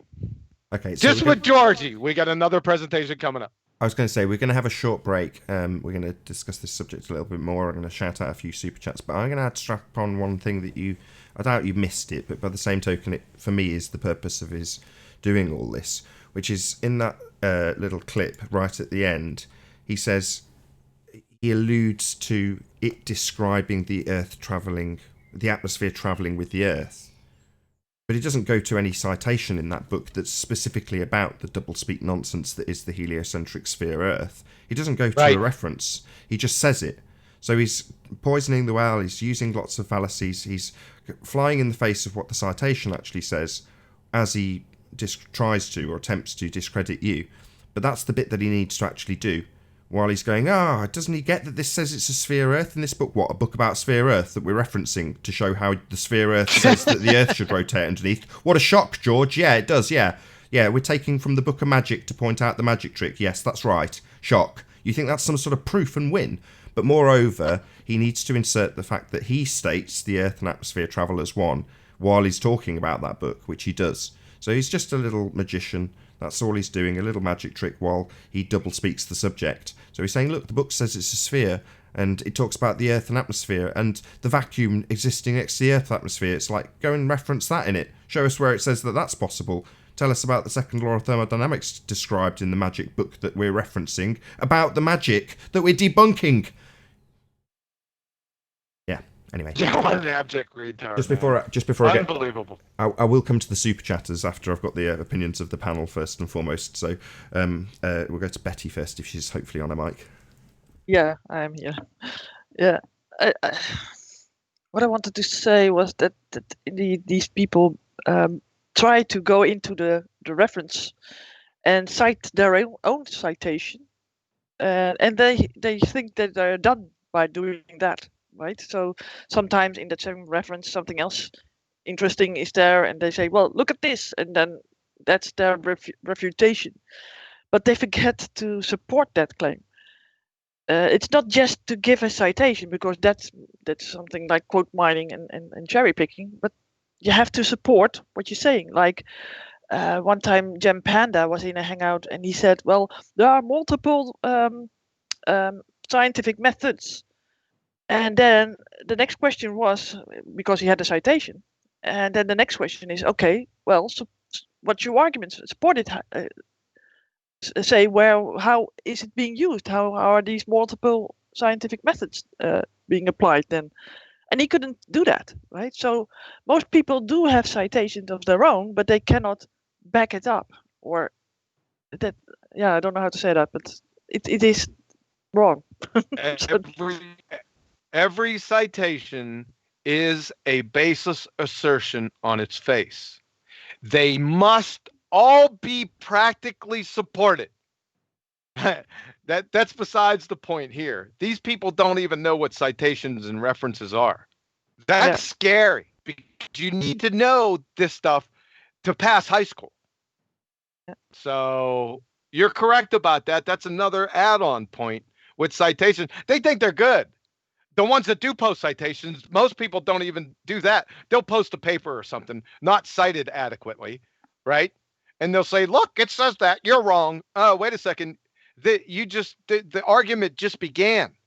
You have to support. As soon as you cite something, you are 100% responsible for that. If the person that's cited in the document hasn't supported it, you must. You must support his claptrap. I don't care who says it. It's just a baseless assertion fallacy initially. Sorry about that. Yep. Paula? Yeah, pretty much the same thing, where citations that they don't understand. I mean, I've done this for years and years and years on my blog. When it comes to the Bible studies, if I want to cite someone else's or make a rebuttal to someone else's claim, I will use their supporting documents to show that they don't even understand their own documents. And I have to put a disclaimer. Yeah, and I have to put a disclaimer. This does not mean I endorse everything at this site, because there are so many people who would do that on that topic, where they would say, well, you cited this and this person is a Satanist. Oh, you cite Satanist. And I'm like, no. You cite Satanists, and I'm calling you out on it. It's the same thing. They're morons. If you would walk in university and say this, like you handed in they never handed in a research paper in their life. They've never provided a works cited page or a bibliography. Sorry, John, you might want to drop and reconnect once more. Your mic's gone all fuzzy. Hopefully we'll get some comments from Adam while you're doing that anyway. So, Adam, we're going to move on to Georgie Musa soon, but hopefully you'll have the last word on George Netanyahu. I'll come out. I won't analyze his words, but I'll just say I'll reiterate really what's going off there. The whole level of critique that he's throwing at John there appears to be based in a straw man of his. Like I said, I don't want to get into educating him, but his lack of education, understanding, and lack of comprehension of how we use the words and what the word citation means. His whole attack on John is based in a fallacy of that is totally incorrect. When in the reality is John's using them in the correct terms, the correct way, and again, it shows the level that it's getting to. Not only that, but he's then accusing John of other falsehoods such as restructuring, which I don't see there, and I've never seen anybody actually present any evidence of that. And it's sad, isn't it? It's kind of the reality of the level of rebuttal that's coming now, which is just. I think you ticked me off for it in the first part. Just going into it and trying to analyze it, and that second bit is really what's the point? Any sentient person can. Well, you would hope. I think it's glorious, because what they do, they stamp pretender clown doofus right on their forehead for you, don't they? Because they're ignorant. I mean, if they walked into a university and said this nonsense about citations, they'd be laughed off of campus. The first year freshmen know this. You have to know this stuff to graduate high school. It's a belly laugher. They'll keep doing it too. I just let them go. Like I said, just let them open up their incoherent pie holes. Unbelievable. But keep doing it. Please keep making videos. Thanks.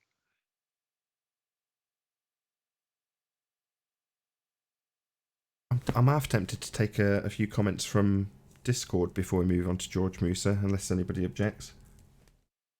That's fine. No, not at all. Okay, so at this point, I'm kind of in Betty's hands, if I'm honest. So hopefully. Okay, I'm going on mute here. In this point, Betty's going to jump into the Discord server and take charge of whoever's in there, and hopefully we'll get some questions from the public before we move across to Georgie fucking Musa. And he's not going to be that Nathan. long. You've got to do it properly. Where in the world is Georgie fucking Musa? We'll move on to George shortly. It's a shame he's being out of respect for him, because I know everybody seems to like the guy, which fair enough, good for him. He's going to get strapped onto the end just like Jaron did. So Jaron covered this, and he did it at the end of a piece that he'd done in lieu of a piece that he was going to do with Ranty, but Ranty got very. I don't know if he's made what happened to him public or not. So, got a bit of feedback. Hello, we've got a guest that wanted to say something. Let's see if we can get some questions. Looks like that's the cue. Hello, guests in Discord. How you doing? Have you opened one of their mics, Betty? A question from Discord? I'm in Discord too. Okay, yeah. But it seems that if I'm in Skype, both in Skype and in Discord, it's makes the sound in Discord stop. So I've unmuted Kosho. Maybe he wants to chime in and on this topic. Oh God. Well, whilst you do quickly get that sorted, I'm going to get some wine, especially if Kosho's arriving. So I'll see in 2 seconds. Well, this won't take an eternity, so we're not at the end of the show. Normally we take questions at the end of the show, but as I say, out of respect for Musa, he's getting strapped on at the end, and he's had a pummeling already, so I'm happy to take questions at this stage and then do more at the end. So at some stage we'll close down it. But Kosho, if you can hear us, can you hear us first of all?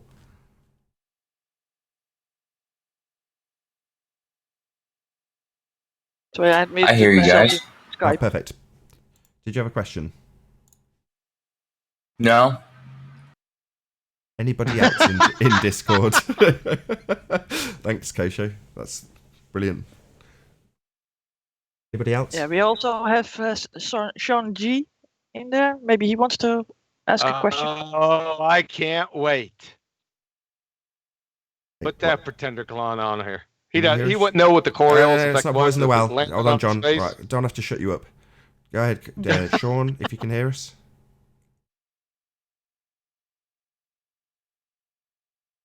Yeah, I've unmuted him, but I don't see him talking, so he No might worries. be off the mic. No worries. Pop them back on, and they'll probably drop you a message in Discord if they're running back from their kitchen with a sandwich in their mouth. But maybe someone else in there. We've got a few people in there, so.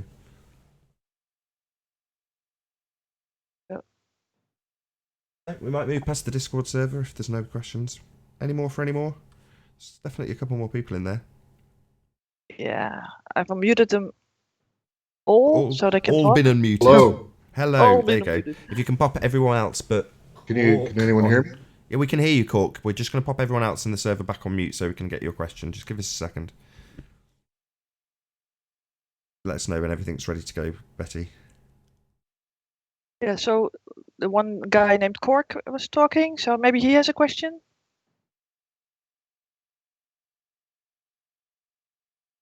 Go ahead, Oh, Cork. he has. Yeah, I actually don't have I'm actually a flat earther. I just joined Discord, so they have to share. No worries. We'll probably have a chat with you in the after show. If there's no questions in this regard, great. You know, I thought John was very concise. I think the Also, Rumpus has also joined. So. Okay. What, Mr. Air is not the atmosphere? No, that's fine. Yeah. Let's not poison the well. Have you got a question for us, Rumpus? Can you hear us? I've unmuted him, so he can talk. Maybe he didn't hear, but. Can you hear us, Rumpus?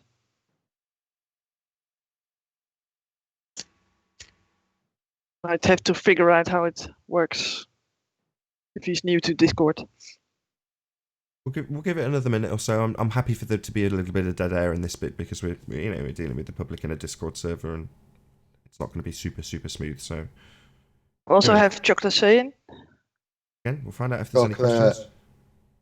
See, people are starting to pile in now. We might get some questions on the Coriolis effect / George Netanyahu presentation. Dawn, maybe? You want to try Dawn? See if he's got a question. Yeah, I've unmuted him. Can you hear us, Dawn? Oh, John. I John just got said here, so I didn't really hear the Coriolis part of the demonstration, but maybe if you threw in what the main point was about it.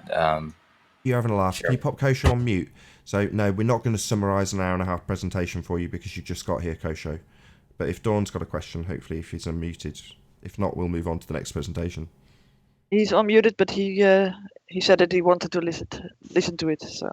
No worries. If there's no actual questions other than from someone that wants to summarise the entire presentation first for them, I'm happy to move on to the next one. Yeah, Robert Ross wants to talk, but he has the problem with I think with the talking. John, can you talk him through it, maybe? Is it push to talk thing? No, maybe? no. Not in the middle of a live show. Just sort your Okay. shit out, Rumpus. What's your problem? Anyway, Okay. right, let's move on. We've got another presentation. So, yeah, 3 hours, great. Maybe 4 hours, but maybe not longer. And it will drag on that long if we continue with Discord indefinitely. So, if you can, pop everybody on mute again. If not, I'll have to mute me in the Discord server just to save me doing it. We will come back to you in the Discord server, hopefully with some questions after what I thought was the much more hotter topic, but it's ended up being at the back end of the show, which is fine, because it has been addressed quite heavily, as I say, by Jeranism last night, I believe. He covered this subject on a show that he was intending to do with Ranty. Hopefully he will also do that show. But it was still very, very good information. I really enjoyed Jaren's show. Not that I don't always enjoy them anyway, but yeah, check out Jeranism and his coverage of Georgie. Sing it, Nathan. I could have done it. I'm going to refrain. Right, let's keep Georgie it on a serious. fuck Musa. Right, get it all out of your system. Right, so we'll get it out of our system. Any quotes that you need to throw in, try not to do them during the presentation. This is where we need to, remain calm. We'll get more interjection from the audience and Discord server later, and obviously BALLBUSTERS along the way.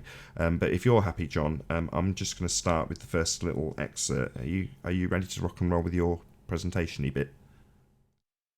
Yes, but listen, this isn't going to No, be if that we go long, into so don't here fret. Right? It's not going to be as long as the first presentation. So go ahead, play at 4:38. Stop at 4:57, please. That's the one. So the main issue that Sleeping Warrior has with this was the phrase you used of Einstein snapping the wand. Now, Right. Sleeping Warrior has the impression that this means that Einstein snapped the wand and therefore disregarded everything that Newton ever did. Okay. No, Craig, the fat Earth. That's not what he said. So let's start out with what Craig the fat Earth said. So the main issue Sleeping Warrior has with his was the phrase you used of Einstein snapping the wand. Now, Sleeping Warrior has the impression that Oh, this means that. Sorry to interrupt. Sorry to interrupt. Can you screen share again? Yeah. Can I just Sorry add about one thing, John, as well? If you're going to if it's quick, plus Craig's name, I thought a nice one. It's a Fight the Fat Girth. They keep it to the end. It's good. Just Sorry. Keep it to the end. Thanks Right, a lot. I could start over. It's not a big deal. It's all good. Sorry about that. Right, all you're right. up. So, You're up. Craig, what he said was, so the main issue Sleeping Warrior has with this was the phrase you used of Einstein snapping the wand. Now, Sleeping Warrior has the impression that this means that Einstein snapped the wand and therefore disregarded everything that Newton ever did. No, Craig. The fat girth. This is horse shit. Anthony never said this, never made that claim. You need to quote him this part. Disregarded everything that Newton ever did. You just made that shit up, son. Anthony never said anything of the sort. He never mentioned the laws of motion, even though they're demonstrable bunk. Calculus, reflecting telescopes, the color spectrum of light, and the particle nature of light. Just a few things that Newton was responsible for. So, to support your bullshit here, you need to quote these in your next video where Anthony said these, or you're full of shit. You got it. So this clown show retard, wouldn't it have been a good idea to post the entire site or the citation in its entirety and read every stinking word that George Musser wrote, which Anthony read to you better than 20 friggin' times for context, than analysis, instead of your juvenile man boobs half-baked partial winging it, right? I mean, we're talking about science here. We want to be specific. The only thing you said, Einstein snapping the wand. That's it. No, you needed to post the whole thing. We needed to go through each word and the context of that passage or citation. That's what we needed to do. Oh, and by the way, the fat Earth debate, the fat Earth versus chemo. This is what we're dealing with here from this Craig Manboobs guy. Listen to what he said. A hypothesis is an explanation, and in the very next breath, Craig the fat Earth. A hypothesis isn't an explanation. I mean, you can go to this video and listen to him. I mean, this is ridiculous. Do you even know your own name, clown show? Preposterous. So, do we want to stop here and talk about? I think we should stop here. This is important, right? About misrepresenting what Anthony said. Go ahead. Yeah, it's outrageous. It happens all the time, and often it's projected onto us that we're misrepresenting what the Ball Earth rhetoric says, as is the example with George Netanyahu previously. You know, we're claimed to be taking it out of context when it makes it very plain, and they double speak it in the very breaths that they're reading the same sources. And in this instance, it's no different. It's just a taking out of context that Anthony's disavowed everything that one man has said when we're specifically focusing on one element of one thing that is attributed to one man. You know, it's very, very contextual. When we say it, when they say it's just a misrepresentation.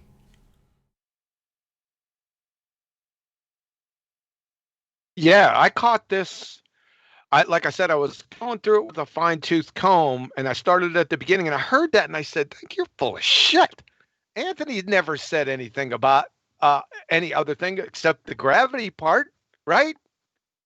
I thought it was very telling, John, that if that was me interviewing George Musa, I wouldn't have started my question with regards to snapping the wand in two by preloading it and asking a person to qualify what somebody else might have thought I meant from my biased opinion if I had the person that wrote it there. Exactly. I would have asked the person, could you tell me exactly what you meant by that? Exactly. Post the citation and go through it. Everyone knows what he did because Anthony had it up on screen and told him 20 friggin' times. Just put the whole thing up there. what I thought he did was, like I say, he didn't ask George what he meant by it. He asked George, and he gave George Musa something to easily oppose by giving him not Anthony's understanding, but his understanding of what he thinks Anthony means. He was leading the witness, so to speak. Yeah. Thank you. Yeah. Yeah. You led me well. It really is Yeah, projecting. it's a joke. Yeah, it's projecting. I mean, it's also what they call majoring on the minors. When you pick out that little statement about snapping the wand and just blow it all out of proportion, that's no better explanation for it than majoring on the minors. Is just focusing on the little details. Like if you happen to misstate something, just either a typo or whatever, and people harp on that and focus on it and do a hit piece on it and threaten you with being exposed on it when it wasn't even anywhere close to a central point in your argument. That's just a typical debate tactic that people use when they don't have a strong position. They'll do that sort of thing.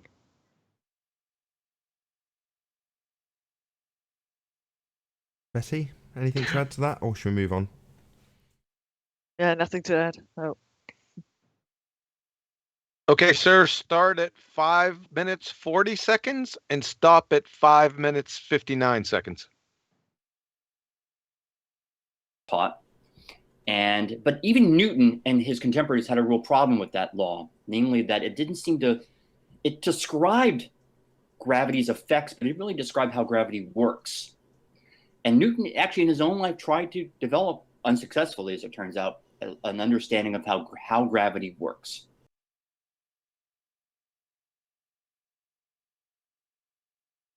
Yeah, this is a gaggle screw. We're going to go through this with a fine-tooth comb. George Musser, even Newton and his contemporaries had a real problem with that law, namely that it didn't seem to, and then there was a pause. It described gravity's effects, but it really described how gravity works.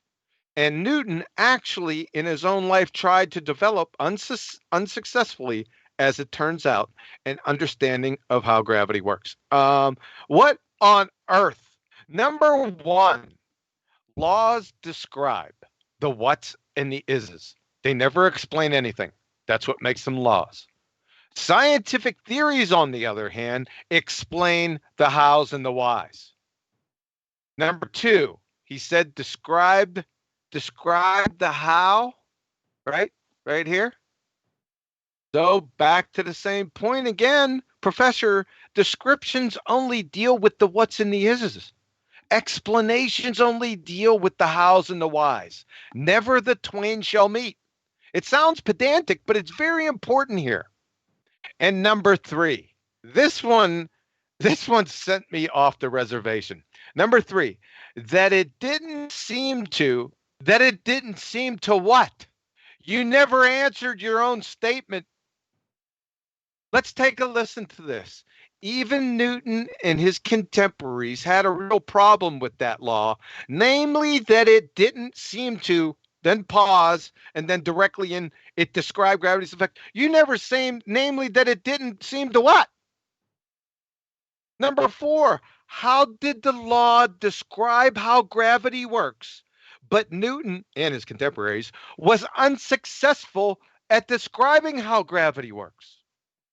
This entire section up here, this whole thing right here is a non sequitur, double speaking, contradictory bollocks. This makes no sense whatsoever. I can't get anything out of it. I don't know. Maybe it's me. Go ahead. Let's stop with this. Maybe it's me. Maybe somebody else can get something out of it. Anybody got any comments on the panel? Yeah, like what?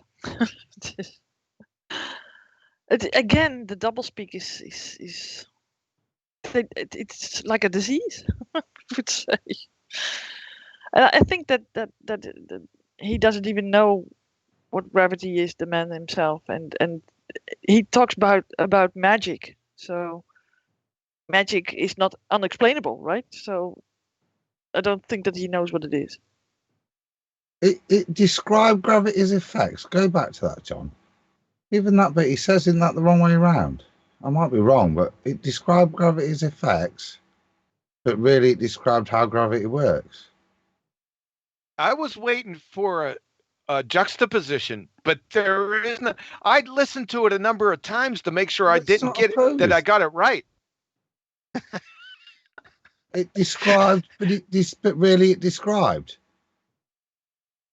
But in the other way around, it actually describes how it describes. I don't know. It doesn't make any sense. Stop it, Ad. No. Right. It listen. It described gravity's effects. That's what laws do. They describe an effect, not describe how gravity works. Laws don't do that. I just told you that. I'm going to show you here in a second. It's going to become painfully clear. However, I'm taking a look at the whole thing at face value. Like I said, I tried to listen to it a number of times. This is what he said. I wrote it that, like I said, I went through it a number of times. This is exactly what he said. So I don't know. This is incoherent nonsense to me. Betty? But it really described how gravity works and understanding. But Newton failed to understand how it works. It doesn't make it. I'm sorry, I'm stopping. Sorry. Your exasperation is well welcomed. So just want to hear if there's any from Paula and I've Betty. hit the George Netanyahu point where I'm going to stop trying to comprehend it, because that's what I did with the first George, and the second George has got me there even quicker. So I'm done. See? That must be in the name then. Huh? Georgie Musa. It's kind of catchy song, isn't it? Got Paula stepped away. I don't think that she's back yet. So. Oh, she's okay. Fine. Should we move on? I just got back, but I'm eating, so. No problem. Okay. We'll move on with the next clip, I think. So we're starting at 6:07, is it? Yes, start at 6:07, stop at 16:13. So it's a quick turnaround. And it really fell to Einstein. Einstein's role here was to really fill in that mechanism. He explained. Is that it? Yeah. What in the world? Professor, scientific theories never, ever, ever even attempt to mechanize laws. Why? If they did, then they wouldn't be laws anymore. For fuck's sake!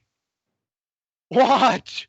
Post the mechanism for entropy, the second law of thermodynamics. In other words, show the theory of the second law of thermodynamics, Georgie. That's what you're saying here. That's exactly what you're saying, actually. Unbelievable, man. By the way, you'd fail 5th grade general science and 2nd grade mathematics. I'm going to stop with this one because this is important. Yeah, it seems like they want us to make a sort of an ad hoc thing to make it work. It's just like they rolling it out as they go along. I don't know. They need something more, and then they add to it and fill in the gaps. And but it doesn't. Yeah, this is wrong. Adam, Paula, anything? Yeah, it smells to me like a whitewashing of history. It's a bit like, let me stick a story around the stuff that's happened. Einstein stuff, we all know is completely in opposition. But now we're trying to say, look, no, it's just one consecutive way of learning. It's just an addition. This is what the Baller's saying. It just fills in the gaps. It explains why, as opposed to no imaginary force. I think that's what he's kind of saying there. But to me, that's just it's like saying, false, like I say, whitewashing of history. It's just to make it seem continuous. It's like saying binary and hexadecimal are the same. It's pseudo-Riemannian 4 space and Euclidean 3 space. How can it just baffles me. Now, guys, listen. You're missing the point here. He said that Einstein's role was to fill in the mechanism. Mechanisms are only part of scientific theories, right? They never, ever attempt. He said that his role was to fill in the mechanism that Newton left over. Scientific theories don't deal with laws, with natural laws. None. Zero. They're on the opposite ends of the spectrum. My statement here, what he's saying here is essentially, it's tantamount to that he has to show the theory of the second law of thermodynamics. That's what he's trying to state see. here. You're saying what he's suggesting is that the scientific validity being given, the mechanisms, and in terms of laws, if you were to describe them in that manner, then they wouldn't be a law. Yeah. No, he's attempting to explain a law. Yeah. You can't do that. They're married back. They're worse than married bachelors. And with laws, you cannot have the scientific method working, right? Exactly. Yes. That's what I was going to say. That if it's an observation, a law is an observation, and that's where you start, not where you end.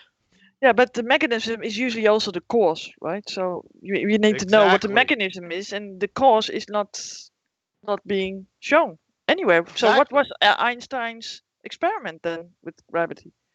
Well, he was off the reservation to begin with. We're only dealing with George Musser with what he said. Einstein's role was to fill in that mechanism. Mechanism what? Well, the Newtonian law. That's what he's stating here.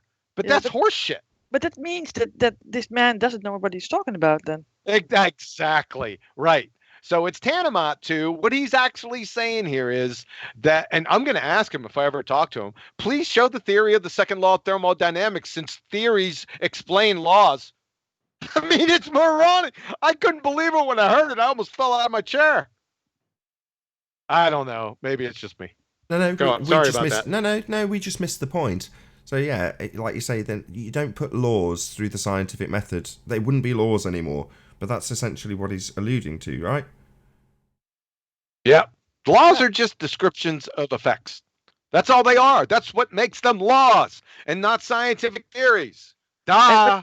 But this man was a writer for a scientific magazine, right? Wasn't it? I think it was the senior editor for 15 years. America. He was up there. I know George for a while. Shouldn't he know this? Yeah.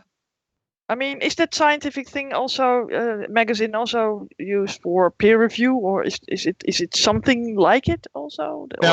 No, it's not. It's not. Okay.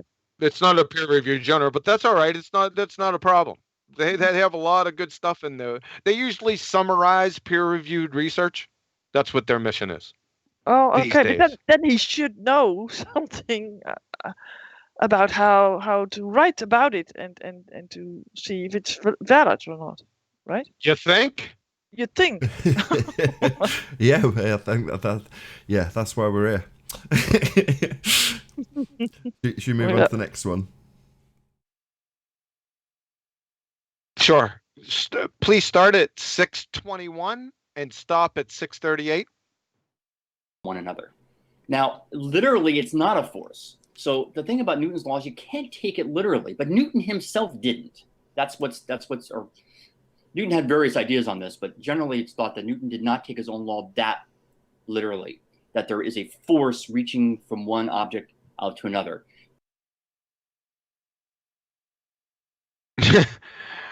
I don't even know why I have to say anything here. George Musser. Now, literally, it's not a force. The thing is about Newton's law, you can't take it literally. Well, thank you, sir. Should we take it metaphorically? Allegorically? How about bullshittery or other? So we can't. Thanks, Adam. So we can't take equations literally anymore, eh, Georgie? Thanks, priceless. I'll just let this go. Go ahead. Oh, sorry, John. What's the next one? We're at 11:43. I wasn't sat there looking at the screen. I was sat there thinking of a way in which you could take it. So I'll give the best answer to you there. Bullshittery. That's. Yeah. Should we just move on because this is it? Go ahead.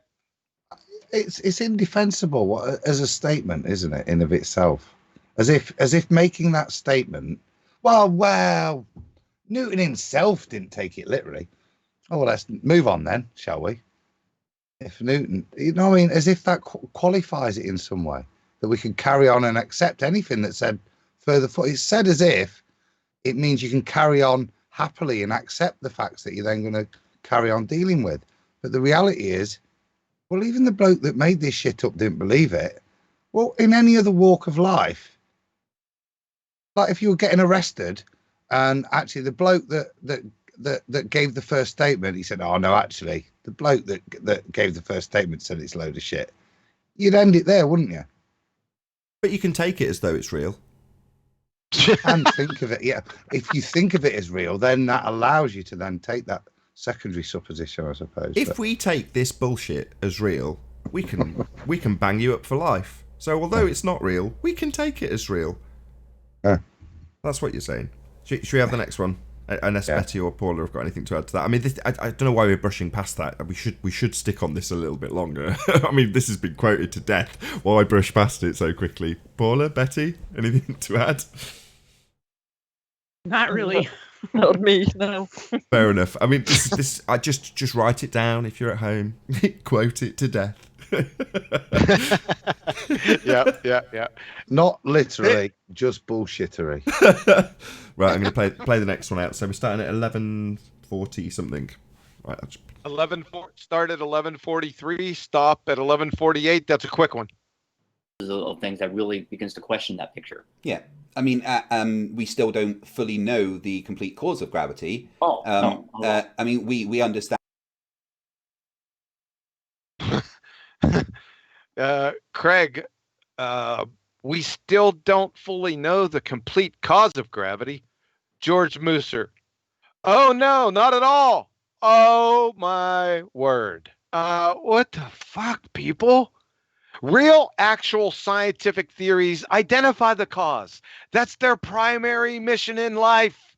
Priceless. Again, you'd both fail 5th grade general science. And psst, since you two bozos just admitted there is no cause for fairy tale gravity, then ipso facto, there is no scientific theory of gravity. Bye-bye, Einstein again. All right, I'm going to stop here for a second. Yes, please. Let's do. So, we state this quite clearly at the beginning of the debates. There is no scientific evidence of gravity. None. George Musser's, John's just pointed out, and quoted, oh no, not at all, when asked for the cause. Well, science is exclusively interested in elucidating the cause. No cause, no science. So all of you fundies who think you have science for gravity, wrong, as we've been making it plain.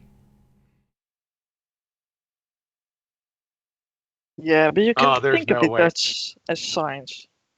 You can think It never gets old.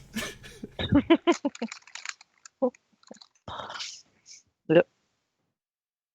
Anybody else? No, nobody's as outraged about me. I'm so chuffed. That's a great quote. Thank you, George. Yes, we've been saying it as well. Nice that you back us. So I thought it was a nicer quote from Craig. What? So we don't know the cause then? Well, he's kind of admitting himself then that for whatever he states about gravity, he doesn't even know the cause. So if you don't really know the cause of your fundamental belief, it's not very based in a good foundation, is it?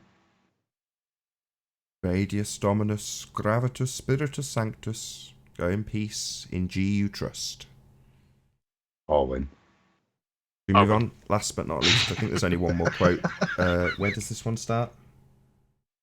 This is the last one, and I saved it for you guys because you guys love it. So let's finish it on up. Let's start at 1618, stop at 1623. It's a quick turnaround. Having you... Gravity is not a force, but you can think of it as a force. Maybe that's...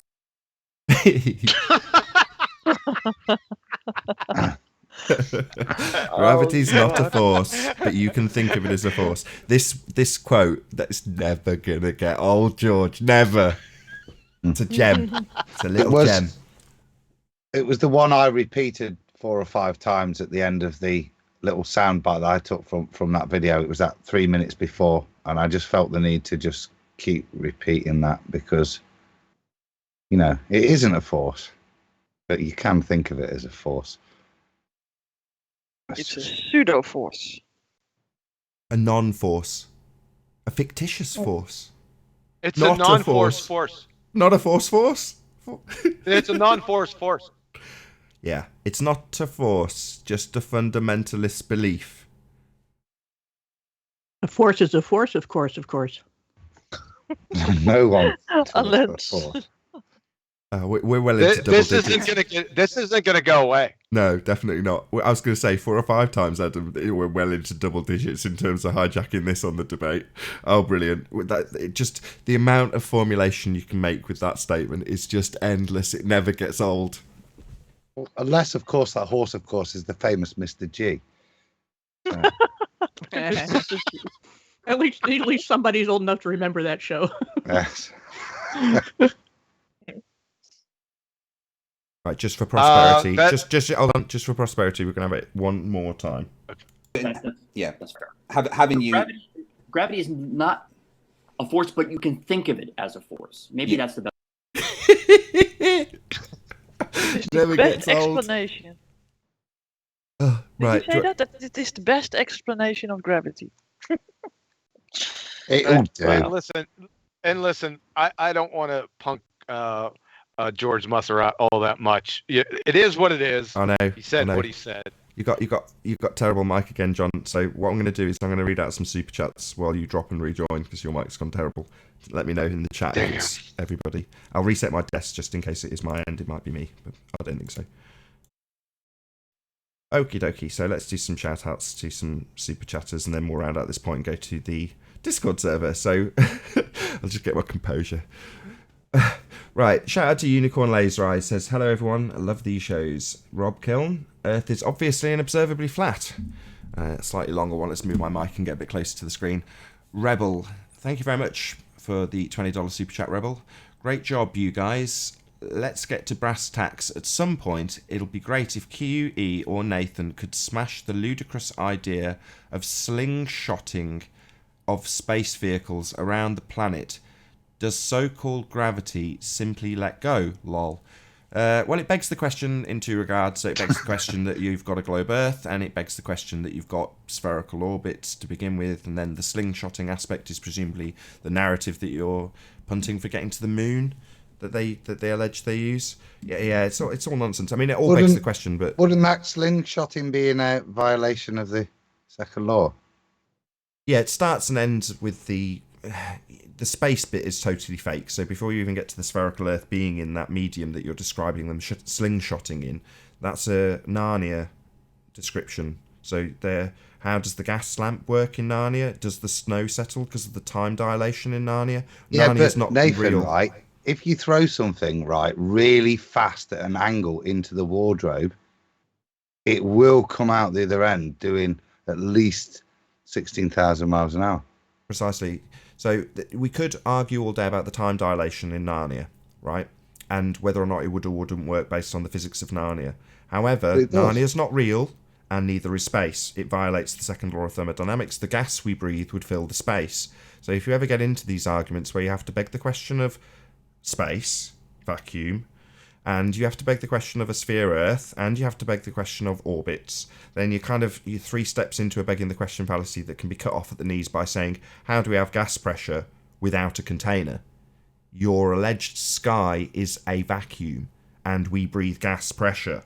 So the gas pressure must have the necessary antecedent of a container, instantly debunking the notion of a vacuum of the sky, otherwise known as outer space. That's where I'd cut the legs off that argument before trying to unpick the begging the question fallacy of sphere Earth and orbits and slingshots that are based on that in a vacuum, because that bit's the bit I'd attack. But there we go. Anybody else got anything to add to that? And then I'll move on to the next super chat. Thank you for the super chat, by the way, Rebel. Really appreciate it.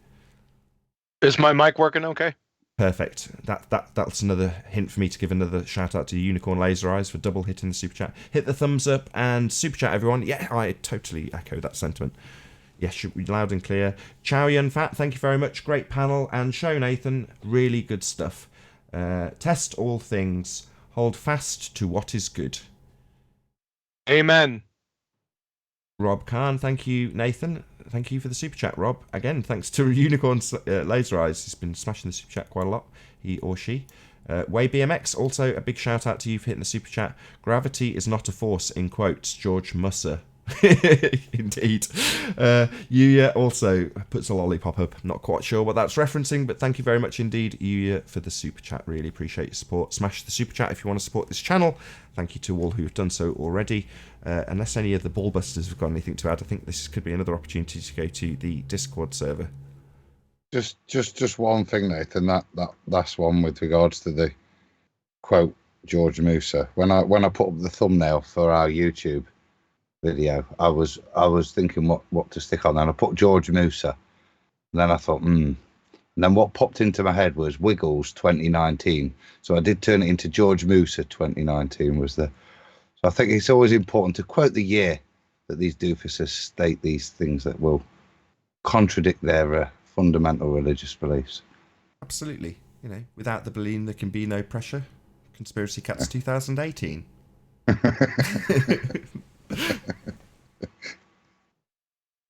Class. Without the container, there can be no pressure. Conspiracy Cats 2019. Right, Betty, are you ready to rock and roll on? I'm sure we've got a lot of questions, hopefully. Rock and roll. Yeah. Many on deaf mute also, but I will try to get Rumpus unmuted now, so hopefully I can talk now. So let's see what he does. I'm unmuted. You are. Can you hear us appear to okay? be unmuted.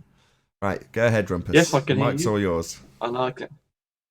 Yes, I mean, Good your evening, stupidity Rumpus. is just extraordinary. I don't know. You've missed out. You seem to have missed out on basic education you should have had when you were about 13 or 14. And because you haven't had that education, you're able to let your imagination run riot and just imagine what you like, driven by your wishful thinking. I mean, it's just extraordinary. It's not the QE, I mean, atmosphere. it's just so stupid. It's incredible. I mean, he doesn't understand. You still be utterly confused by what Musa said, which he made several quotes where he demonstrated it manifests itself as a force, and even talks about calculating the force using Newton's equations. He accepts that the curvature space-time manifests itself as a force in our reality. It's very, very simple, but it doesn't behave like other forces, like the electrostatic force. The source of the force is different, but it manifests itself just like any other force. It's the force you see when you stand on some scales, and which scales are a force meter, and the value that it shows you is the force of gravity, your weight. Your weight is a force. That's exactly what it is, and that's what your scales measure. They measure the force of gravity, and they are a force meter. So they're measuring a force on your floor, your weight, and that force is what we call your weight. And it's caused by the attraction, as demonstrated by Cavendish, that mass attracts mass. It's really very easy. Is that the end? I'll take that as yes. Okay. Gravity is not a force.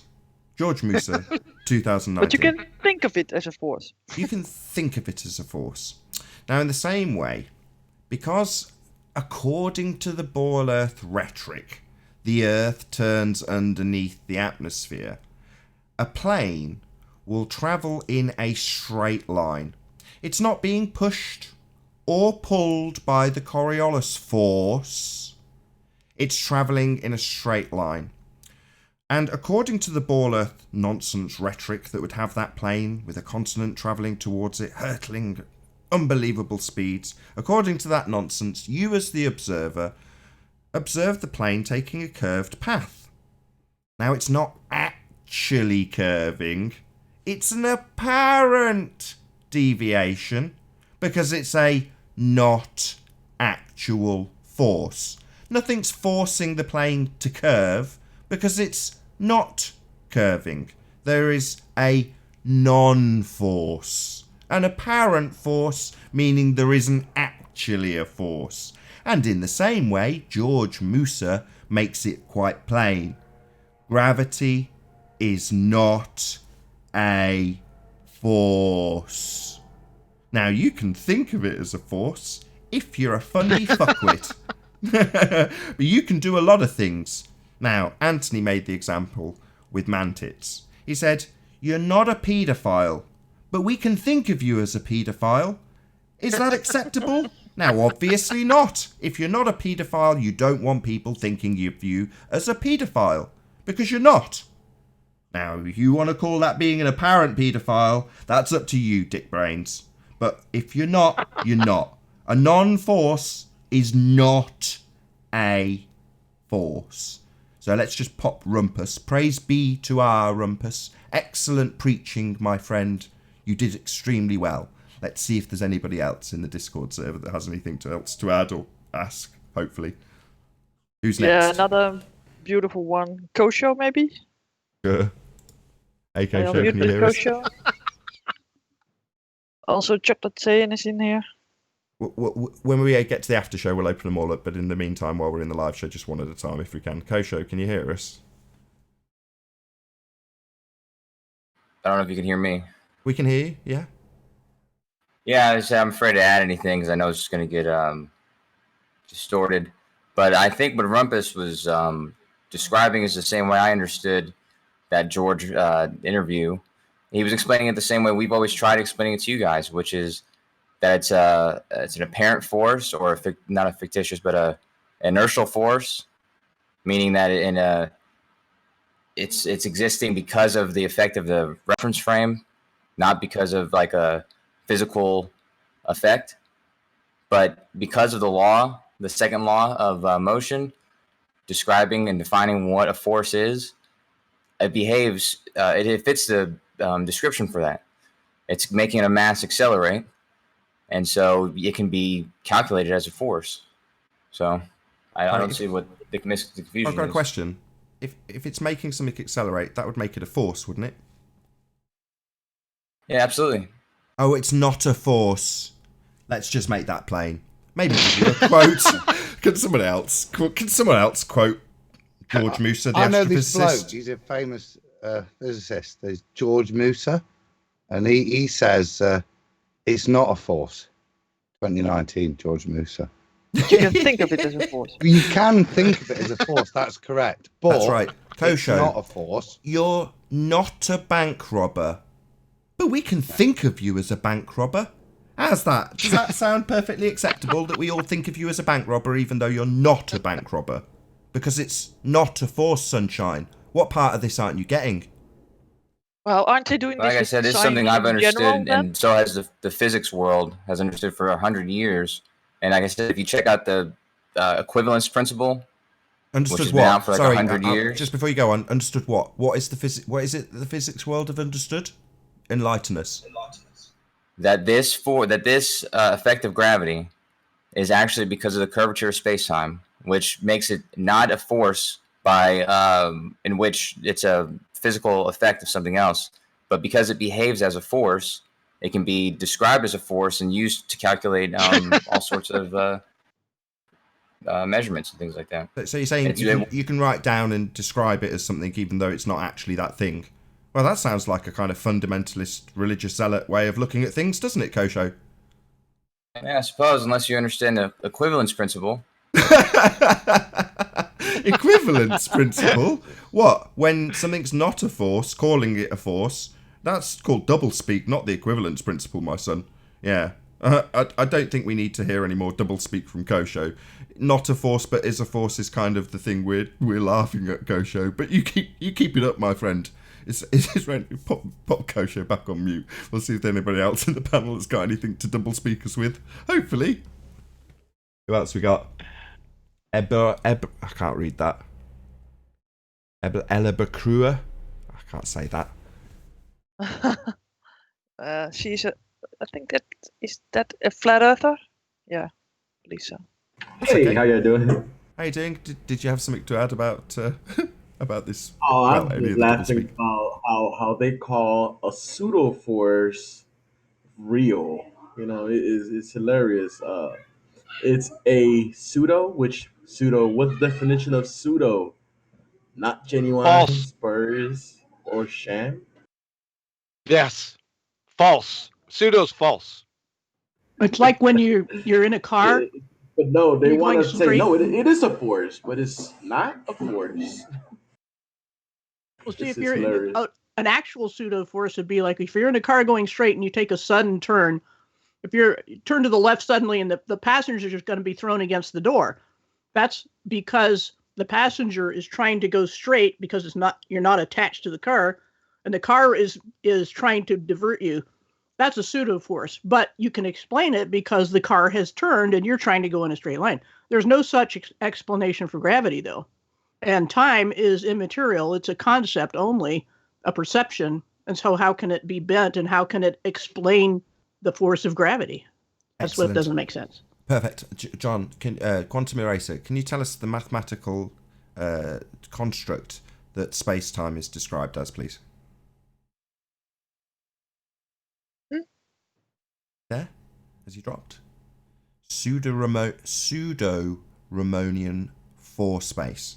Length, breadth, depth, and time.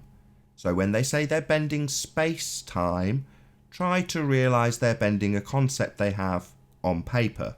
Not something that you can touch, or experiment with, or experience in any way, shape, or form.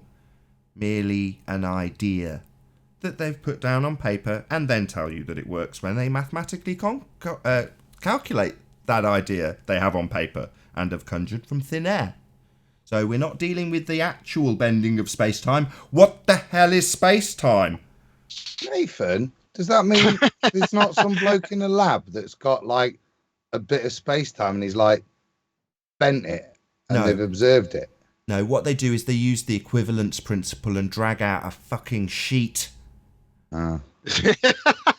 Hey, sorry, man. I took a little break. I just got back. Somebody told me that you asked me something.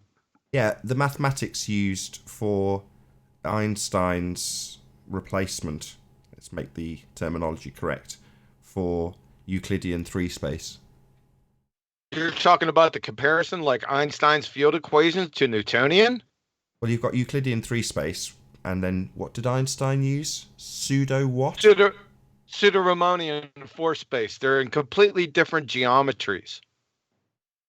Right, the guy on the Discord server was saying, what are they saying? It's a pseudo force. What, a non-force? A fake force? It's like, right, yeah, a fake force in a fake medium based on pseudo-Riemannian force space, length, breadth, depth, and time. I'm going to defend George Musa there. He didn't qualify it like that. He just made quite a clear statement. He didn't give it a secondary subcategory, which is, you know, an effect force of other things. It's just a perceived. He just made a quite concise statement. It's not a force. I know. But you can think of it as a force. Have we got any other ballers on the panel, Betty? Because with these chuckles, I don't think so. No, I think it's the Rumpus and Kosho at the moment, and everybody else is, I think, are flat earthers. No, that's fine. Yeah. I mean, what we'll do is we'll get some closing remarks on these two George clowns, and then we'll round out the live show. Thank everyone for joining. See if there's any more super chats, and then if not, we'll carry on the conversation with the rest of the Discord server in the after show. Okay. So, any closing remarks from the Ballbusters? Don't all go at once. Yeah, a lot of double speak in this with these two Georges, right? But it's everywhere. It's all over the baller side that they have to double speak and double think. So that's what I've seen. Paula, Adam, anything to add to close out this Ballbusters live show? Nothing now. We've had a good laugh at the double speak. Adam? I think it's been adequately highlighted this evening. You know what I mean? It's great. And kudos to Anthony Riley. I said it on our show last night, and shout outs to him again. You know, him having the balls to stand there behind his commitments and double down on this stuff with Fight the Fat Earth. He's yielded this great quote, which, you know, has, particularly from a baller's perspective, fantastic credibility behind it. And it's going to be interesting. We just saw the or heard the Rumpus's response. Don't know what it was, but it's going to be very interesting how they deal with this and how they try to double speak and rhetoric away from the clear and obvious fact that gravity is not a force. But you can think of it as a force, if you want. If you want to, go on then. We're going to discuss it a lot more, Adam. Like I say, it never gets old. We'll put a load more examples into that subcontext. Right, John, you can have the last remarks, and then we'll close out the live show. Yes, well, as we've seen,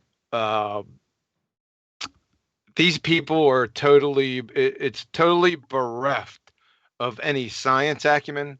I'm talking about just basic fundamental science acumen or basic reasoning. It's actually quite scary if you think about it. We're in the middle of just willfully blind, fanatical religious zealotry that's going under the name of science and intellectualism. This is a joke, folks. It's that simple. If you can't see it, I'm sorry. Seek medical attention immediately. Thanks. And with that, I'll say a huge, massive, enormous thank you to all of you in the live audience for tuning in, smashing the super chat, liking, commenting. Hopefully you'll spread this show far and wide. Of course, a massive thank you to all of the Ballbusters. So that's Adam, Quantum Eraser, Betty and Paula for making this live show possible. And last but by no means least, all of the Discord server for making this interactive part of the show possible. I've been Nathan Oakley. Be sure to check out nathanoakley.com and the Flat Earth Debate Forum to keep up to date with the community debate. And I'll see you all in the next Ballbusters.